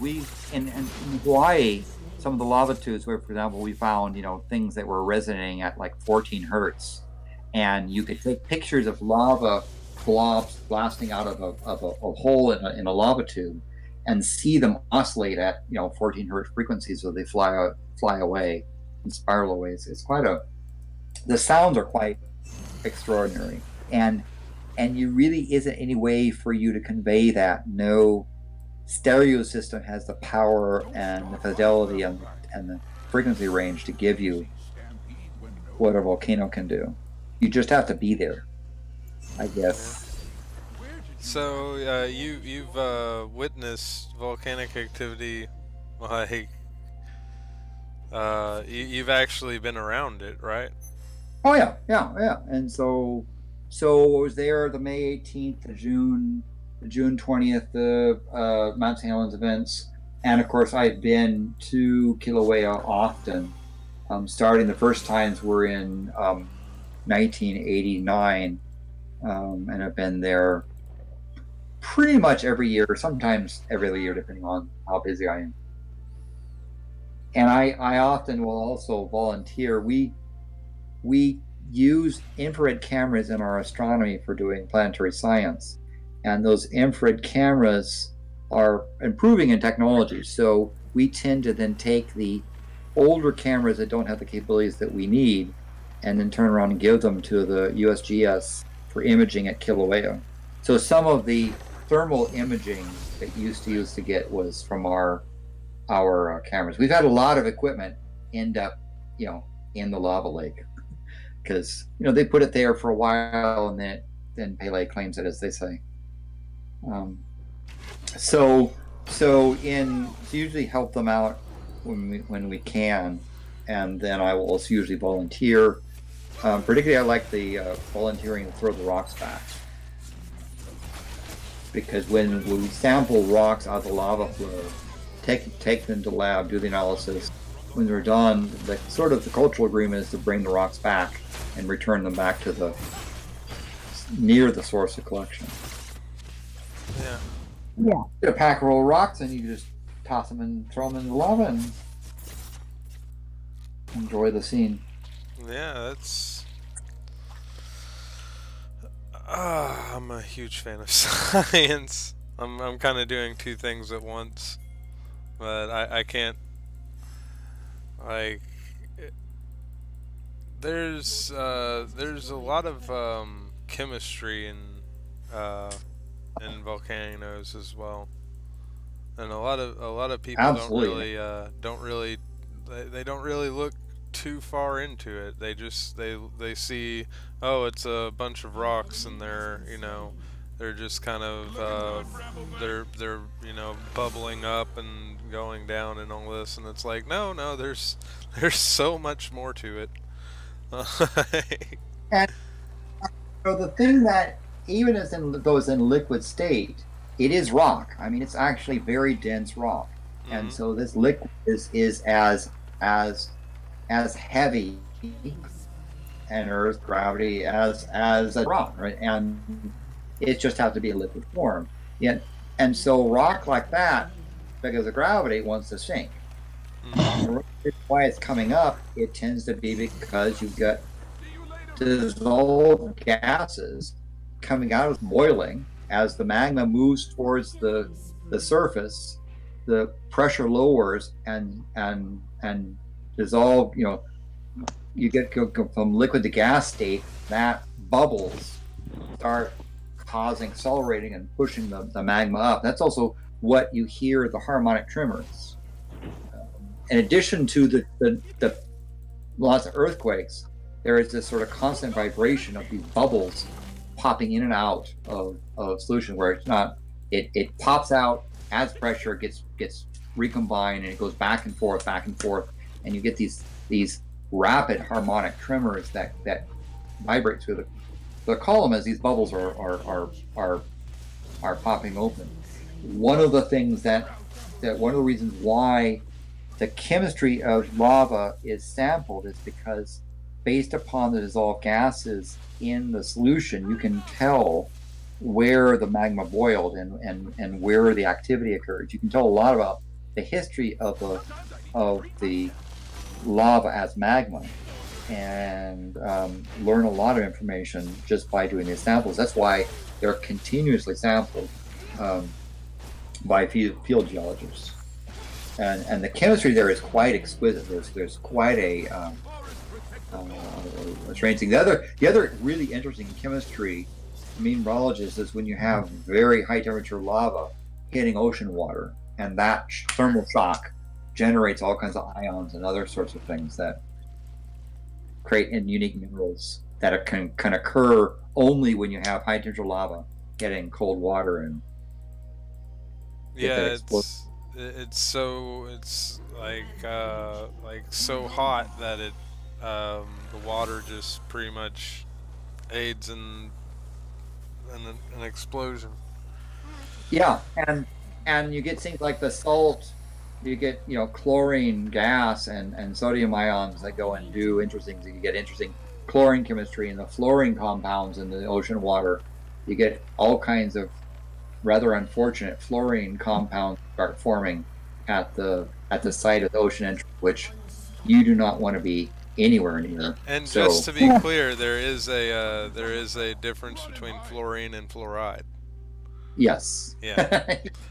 Just wanted to make sure that that for the audience, so that way people wouldn't get that mixed up. We heard you say earlier, you're not you're an astrologist also. Does this have any actual real effect on astrology in our?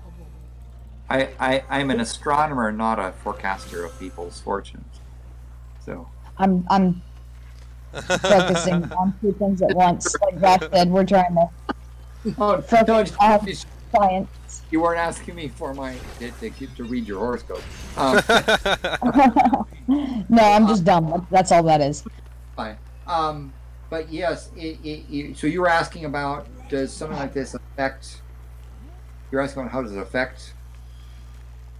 Yeah, does it have any effect on the grand scale of planets, planetary bodies? Does this affect anything? One very important way that planets,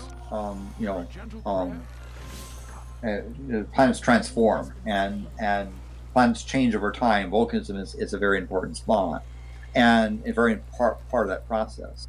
So as planetary scientists, we're trying to understand how planets form and how they change over time, the volcanism is something that's a very key part of that. Of course, different planets have very radically different forms of volcanism. So planetary scientists study Earth as well. It's just that we tend to study also lots of other things. So if you look at, for example, the volcanism going on Mars, that I'd love to go up to like on the Olympus Mons and do lots of exploring on that spot, because that is an indication of what's going to happen once Earth's continents lock up. The models suggest that Earth has one more case where the continent, the supercontinent, will reform. The continents will drift over, come back into one new sort of, Pangea type of supercontinent, and maybe break up just a little bit. But by the time it does that, we think that the dynamo that's causing continental drift will slow down and basically the surface will freeze. When that happens, if the conditions, like for example the Hawaiian hotspot, continues, what'll happen is instead of a chain, you'll start to get a really massive volcano forming at the site, and now at the now stationary hotspot, and Earth will build its own sort of Olympus Mons type of system. And the other question is going to be whether or not that it's kind of a trade-off between whether or not you'll get very massive eruptions, because you've got to have these static structures, versus you'll have a less geologically active Earth, and which is going to win out. And it'll be an interesting question. I just took a peek over at what Galen's been saying in the chat again. He says, after that, he said, Caldera, Landon is Shiva. Landon says, give me Caldera, so there will be death. Well, I appreciate volcanoes for the transformative processes rather than fear them. I mean, same thing with earthquakes. If I have to be in an earthquake, damn it, I'm going to pay attention to those things. I'm going to pay as much attention to the motion and what's going on, as well as taking the time between the P wave and the S wave to estimate the distance to the epicenter and all that sort of thing. You might as well, if you have to be in one, you might as well make the mess of it. And the same thing for this stuff. So, I'm waiting for when the KOA Summit is no longer dropping rocks from great heights on people, and because there's a lot of stuff I want to return back to. We have some laser instrumentation and so forth. I'd love to be able to get some of the samples of the gas up at the summit, but alas, it is really quite dangerous. It's just really rare for a Hawaiian volcano to be that stay away from thing. But what can I say? Sometimes it happens. Yeah, I mean, it's even more. It's even dangerous for helicopters. Yeah, I mean, we think if you talk about time, that we would see, we'd have some moments before a big eruption occurring, but we're not sure, right? And so it's just a matter. It means it's a loaded cannon and the fuse is lit. We just don't know, whether it's going to stay lit to the point where the powder mag blows up. And some of the difficulty is that it's the water table that's going to be, it's going to be steam that's going to end up driving the rocks up into the air. Right? It's the water that's going to collect down in that and down in the vent, will work its way down, hit the magma, flash the steam, build up pressure. And so when you look at the picture of the summit and you see relatively little gas there, that's bad sign, right? When you see stuff coming out slowly, nice little clouds coming out, that's good, right? But it's when you see fairly clear stuff, that's pressure building.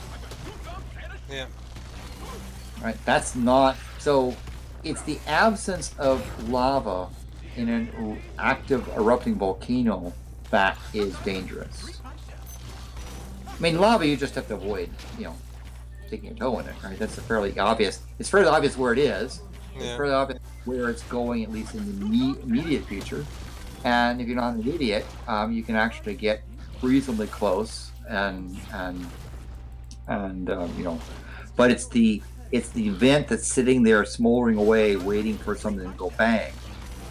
That's the difficulty thing. And in addition to that, you've got to, when you're approaching, you've got to be prepared for all of a sudden being enveloped in high amounts of ash and high amounts of sulfur dioxide and other nasty compounds. So you've got to have gas respirators, you've got to have armor shielding, you've got to, they give you an example. They took an armored vehicle. There was I guess the military base had something there on the, actually it was on Conifan. They drove it over there because they thought that they could use an armored vehicle to go into the parking lot next to the old Holy Mountain parking lot. And the guys in the armored vehicle, talked about, the vehicle started being rung like a bell from these rocks being tossed up from the crater. And they saw, they said a refrigerator-sized rock dropped from some great height in the sky. They didn't know, within a few, just a short pace from where their vehicle was. And they said, had that thing hit their vehicle, it would have been, no way it could have survived. So they basically took it and took off again. So it's not a place that you want to be around. There, they have some unmanned vehicle flights in the area, but we'll just wait. We'll just, we've got cameras there, we've got lots of instrumentation. We'll just wait and see. So it's not as if we're shot out of the picture. It's just, I just missed the years of sitting on like, for example, there's this place called Volcano House. It's an old historic lodge that dates back to the 1850s. And it's a spot where Samuel Clemens, Mark Twain, went and wrote his book called Roughing It. and it's got a really historical thing with lots of Bolton authors that used to come there and enjoy the scenery of the caldera. And that's where I would be staying right now if I could go and just watch. But I'll have to be patient.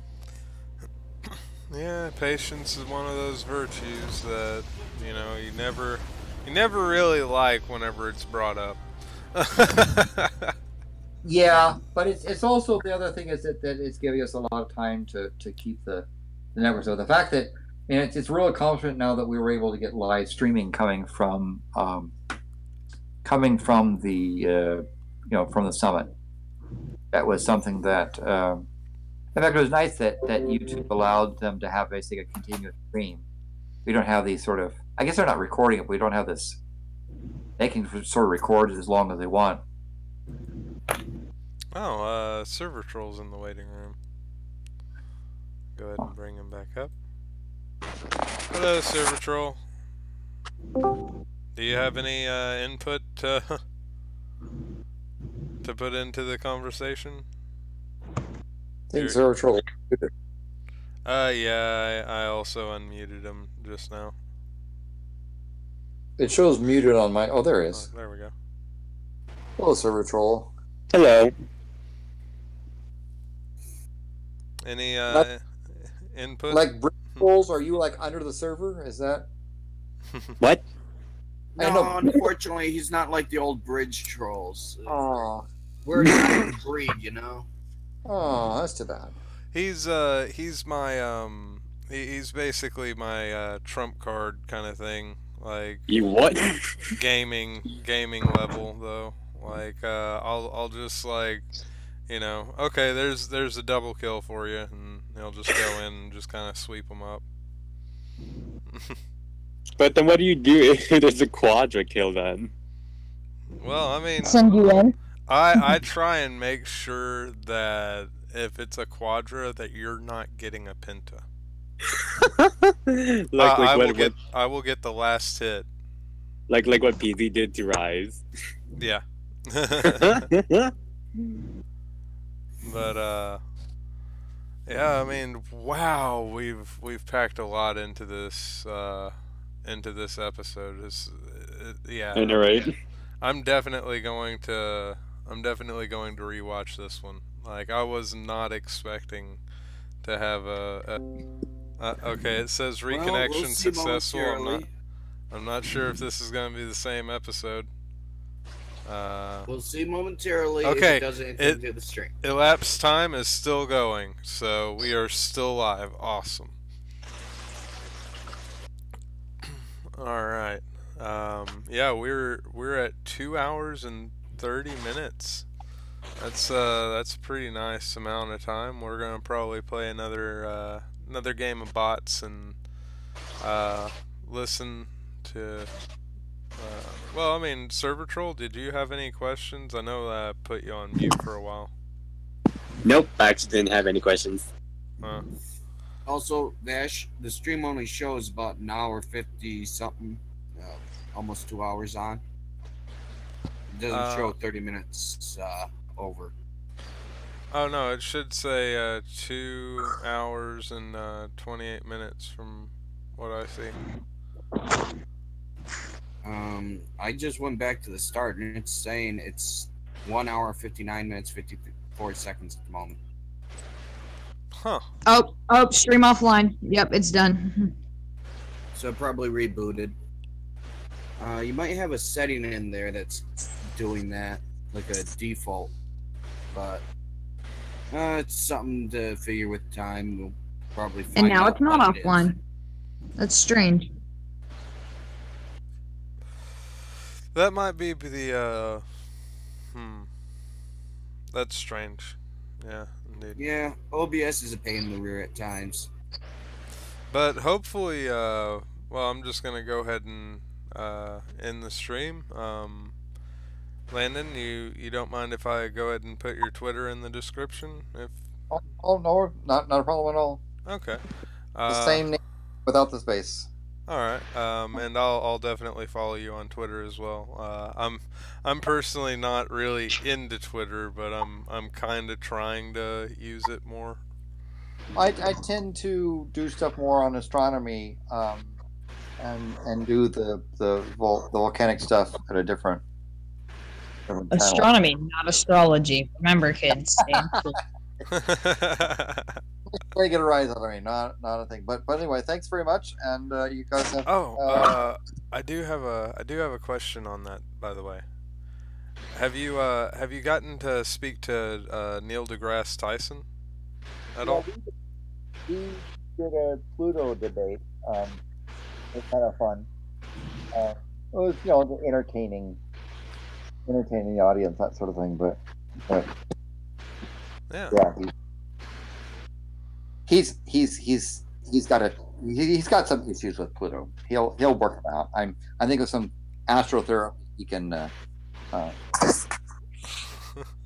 So, which side are you on? That Pluto's still a planet, or that it's not a planet?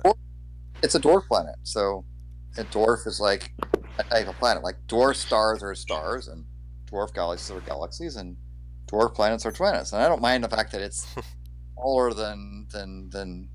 Although it's actually probably ironic that most rocky planets are probably dwarf planets. It's probably much more common, we think, now than Earth stuff. So, is Mercury a dwarf planet? Yes. No. And in fact, that's a big question about what constitutes a dwarf planet, and where is there a dividing line that's based upon some property rather than just arbitrary stuff. You can sit there and say, well, as long as it's bigger than this many kilometers, like, well, why that number? And you need to have something that is a definitive definition, yes. Yeah, or something that's useful, like a property, right? So the lower bound on dwarf planets is where the gravity has essentially deformed the object into a spheroidal shape as one of the criteria for being a planet at all.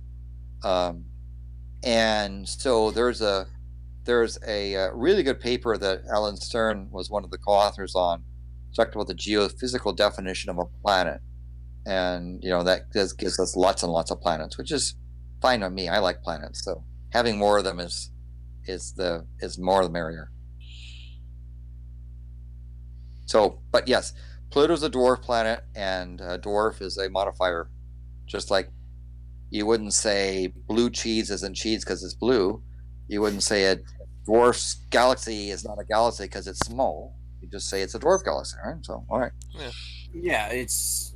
Well, I mean, what exactly was he wanting to try and call it? Like just an asteroid, or? Oh well, it was a he was, of course, it's more along the interior line. His thing was that Pluto was demoted out of the planetary thing because they found lots of things like it. But we have lots of planets, and that's just, to me, that's a feature, not a bug, right? But it is something that, and I don't mind if someone was to talk about the classical planets or major planets or other things, if you think you want to distinguish big things from small things. It is ironic that it appears that most planets are rocky planets, and most rocky planets are on the small side of size of the scale, and that things like Earth and super Earth might be the oddball, rather than the common space. That's the term that so far the data coming in suggesting that they're more Pluto-like dwarf planets. The thing that we didn't realize was just how active those are. I mean, I too thought that Pluto was going to be this frozen time capsule of a Kuiper Belt object to be able to see, early solar systems, and we were quite shocked to find that Pluto was actually geologically quite active. That was in what ways is it geologically active? Well, one of the things is that the surface is constantly reforming. One of the things you see when you look at details of things like the Sputnik plenum and other places, large sections of Pluto that have almost no craters. We expected Pluto to be this pockmarked, blasted, frozen chunk of stuff out there. So something that looks similar to the moon, right? Yeah, or more, right? But we didn't see that. We saw something where you had relatively young surfaces and processes. We also saw lots of faulting. We saw uplifts. We saw things like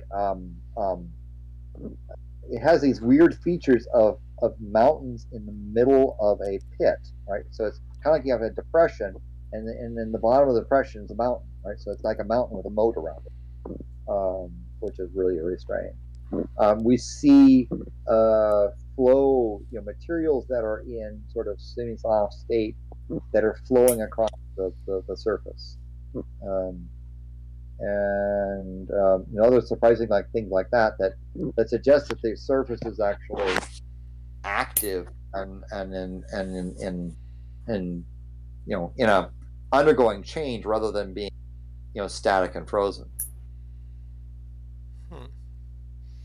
There's a number of things that have been brought forward to try to explain why, and it has to do with relative temperatures. Temperatures are measured in Kelvin, right? And we talk about that when something is 40 Kelvin, you're not supposed to say 40 Kelvin. At 40 Kelvin, a degree change is very significant, right? It's 2.5. It's after 2.5% of adding 200% of the energy, removing 200% from the energy base will change 40 Kelvin by 1 degree.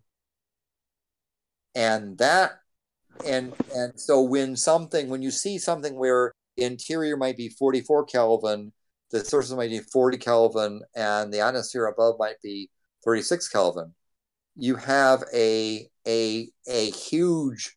It seems like 8 degrees, but relative to each other, it's a huge variation in energy, and that's where we think we have these flows going, is because when something is, here on Earth, if something is 10%, more thermally active, it's really active. It's going to be quite hot compared with normal, or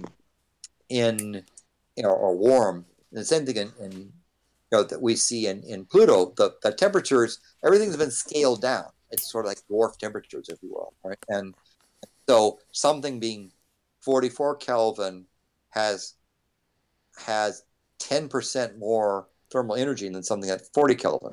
So having a 10% energy gradient between the surface and the interior causes stuff to happen, causes stuff to transform and change. And we weren't expecting that, but now we see. There's also the atmosphere of Pluto is quite dynamic. Given its elliptical orbit around the sun, at some point in its year, that atmosphere is going to freeze out. It's going to basically no longer be able to sustain itself in gaseous state, and it's going to plate out as frost and cover the surface. And so a chunk of the Pluto year is going to remain in a state where it has virtually no atmosphere and everything's frozen on the surface. At some point when it's going to come around, and it's 248-year journey, it'll come back towards the sun a little bit, warm up those volatile gases on the surface. That frost is going to boil off and will reform an atmosphere again. And so it's respouting an atmosphere is probably something really fascinating to watch a planet warm up and pop out an atmosphere again. That's going to be for those people that get to watch that, really spectacular sight. We happened to catch Pluto near the temperatures where the atmosphere is going to start to essentially, freeze out and rain down and play itself on the surface. It's not quite there yet, but so one of the things that was really nice that the New Horizons spacecraft was able to do was to fly into the shadow and look back with Pluto covering the sun, and you can see this, the light coming through Pluto's atmosphere behind it. I mean, the sun behind Pluto at that point. And what we were quite shocked to see is it's not just, there's a bunch of gas hanging around this frozen ball, but the atmosphere had layers. It was complex layers in that atmosphere, not just a simple, there's gas around it. It had a complex weather system, which also quite surprised us. So it sort of taught us that these little dwarf planets, by no means diminutive, they're actually some of them are quite active. Pluto just gave us our first close look at these dwarf worlds. We've also looked at Ceres, another dwarf planet, and it's closer in between Mars and Jupiter, and Ceres also given us a bunch of surprises. So we shall see. All right. So technically, there's 11 planets? Does that make now? Well, if you use the full numbers, planetoids to specify. I mean, if you use the geophysical definition of a planet, you have in our solar system 115. But all right. Well, just to make sure on this, we're also going to be we are also going to have a Discord after deal where we get to chat as well while we're not on stream. So if Landon, if you were gonna stay for a little while, because we just we love picking your brain, man. It's awesome. All right, that's good, and I can post a link to this. Oh, sure. Also, stick around. I'll post a link to this geophysical definition of a planet. Where should I was gonna post a link someplace. Where should I? Lancette lobby is perfectly fine since we're going to be in the general having an after stream chat. Yeah, everybody can get it there. So you said the which lobby? Let's see. Lancette lobby is at the top, third one down. I see that. We have all these different spots and categories. I was planning on putting a science area in the combo starters. Yeah. We probably should. Yeah. But let's go ahead and wrap up the stream. Vash. Hold on. Landon was wanting to say something real quick. I was just thank you very much. I posted the link there for that document that talks about the 110 plus planets that we have in our solar system, and there's probably there's at least 1 trillion planets in our galaxy. We estimate now, so lots of planets, lots of fun. Yeah. I would definitely love to have you on more. Like I said, I'm gonna go ahead and link his Twitter in the description.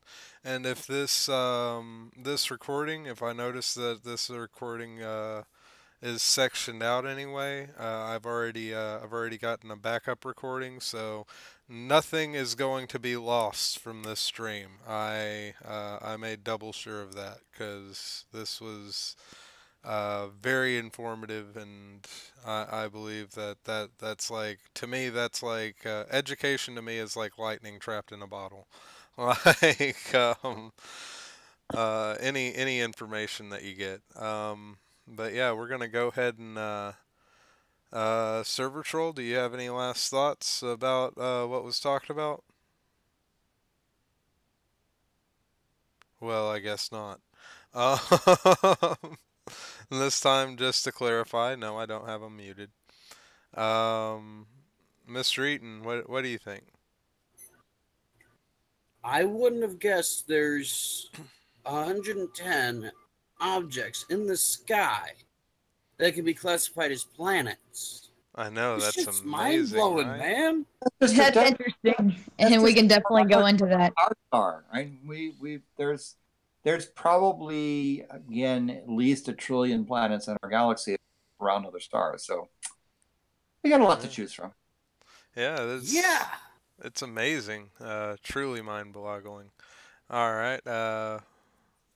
What about let's see here, PZ. I completely forgot to unmute there. Okay, my bad. So PZ, do you have any last thoughts about like all the stuff that was talked on? And I'll let you ask some questions since I completely forgot that you were muted. No, it's interesting listening to what he's got to say, but I feel like we will be able to understand the universe a lot more and everything around us once we actually fully understand our Earth, the rock that we're living on.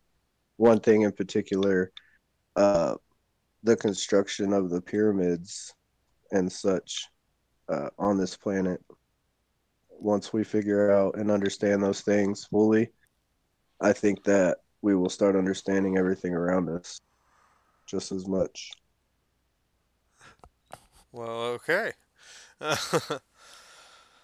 Landon, do you have any last words?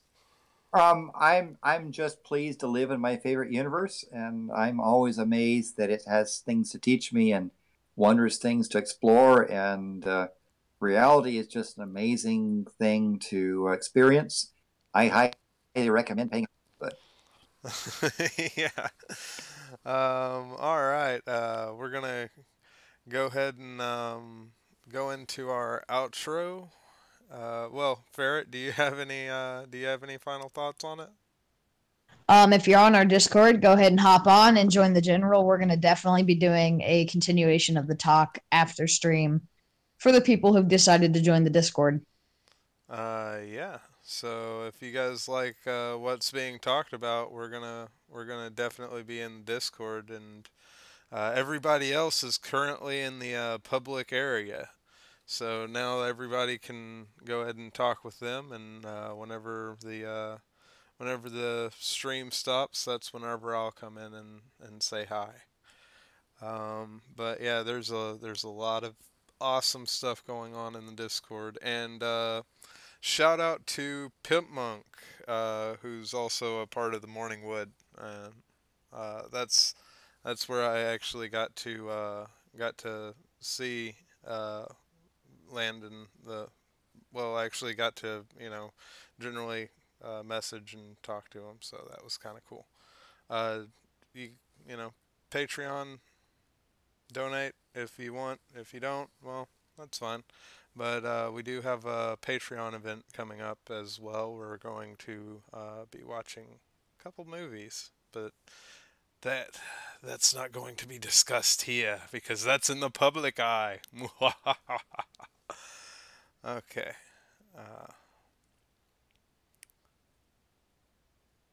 I'll see you guys in the next stream.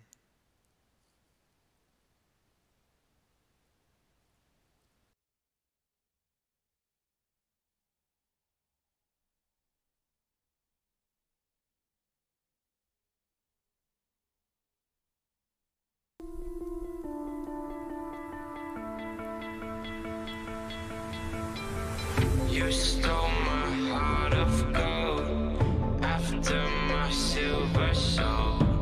Can you dig any deeper now? I gave you all I own, put you on this golden throne, but I'm a little stronger now. You cashed in on my promises. You know I'm too generous. Now I've learned to never help you out.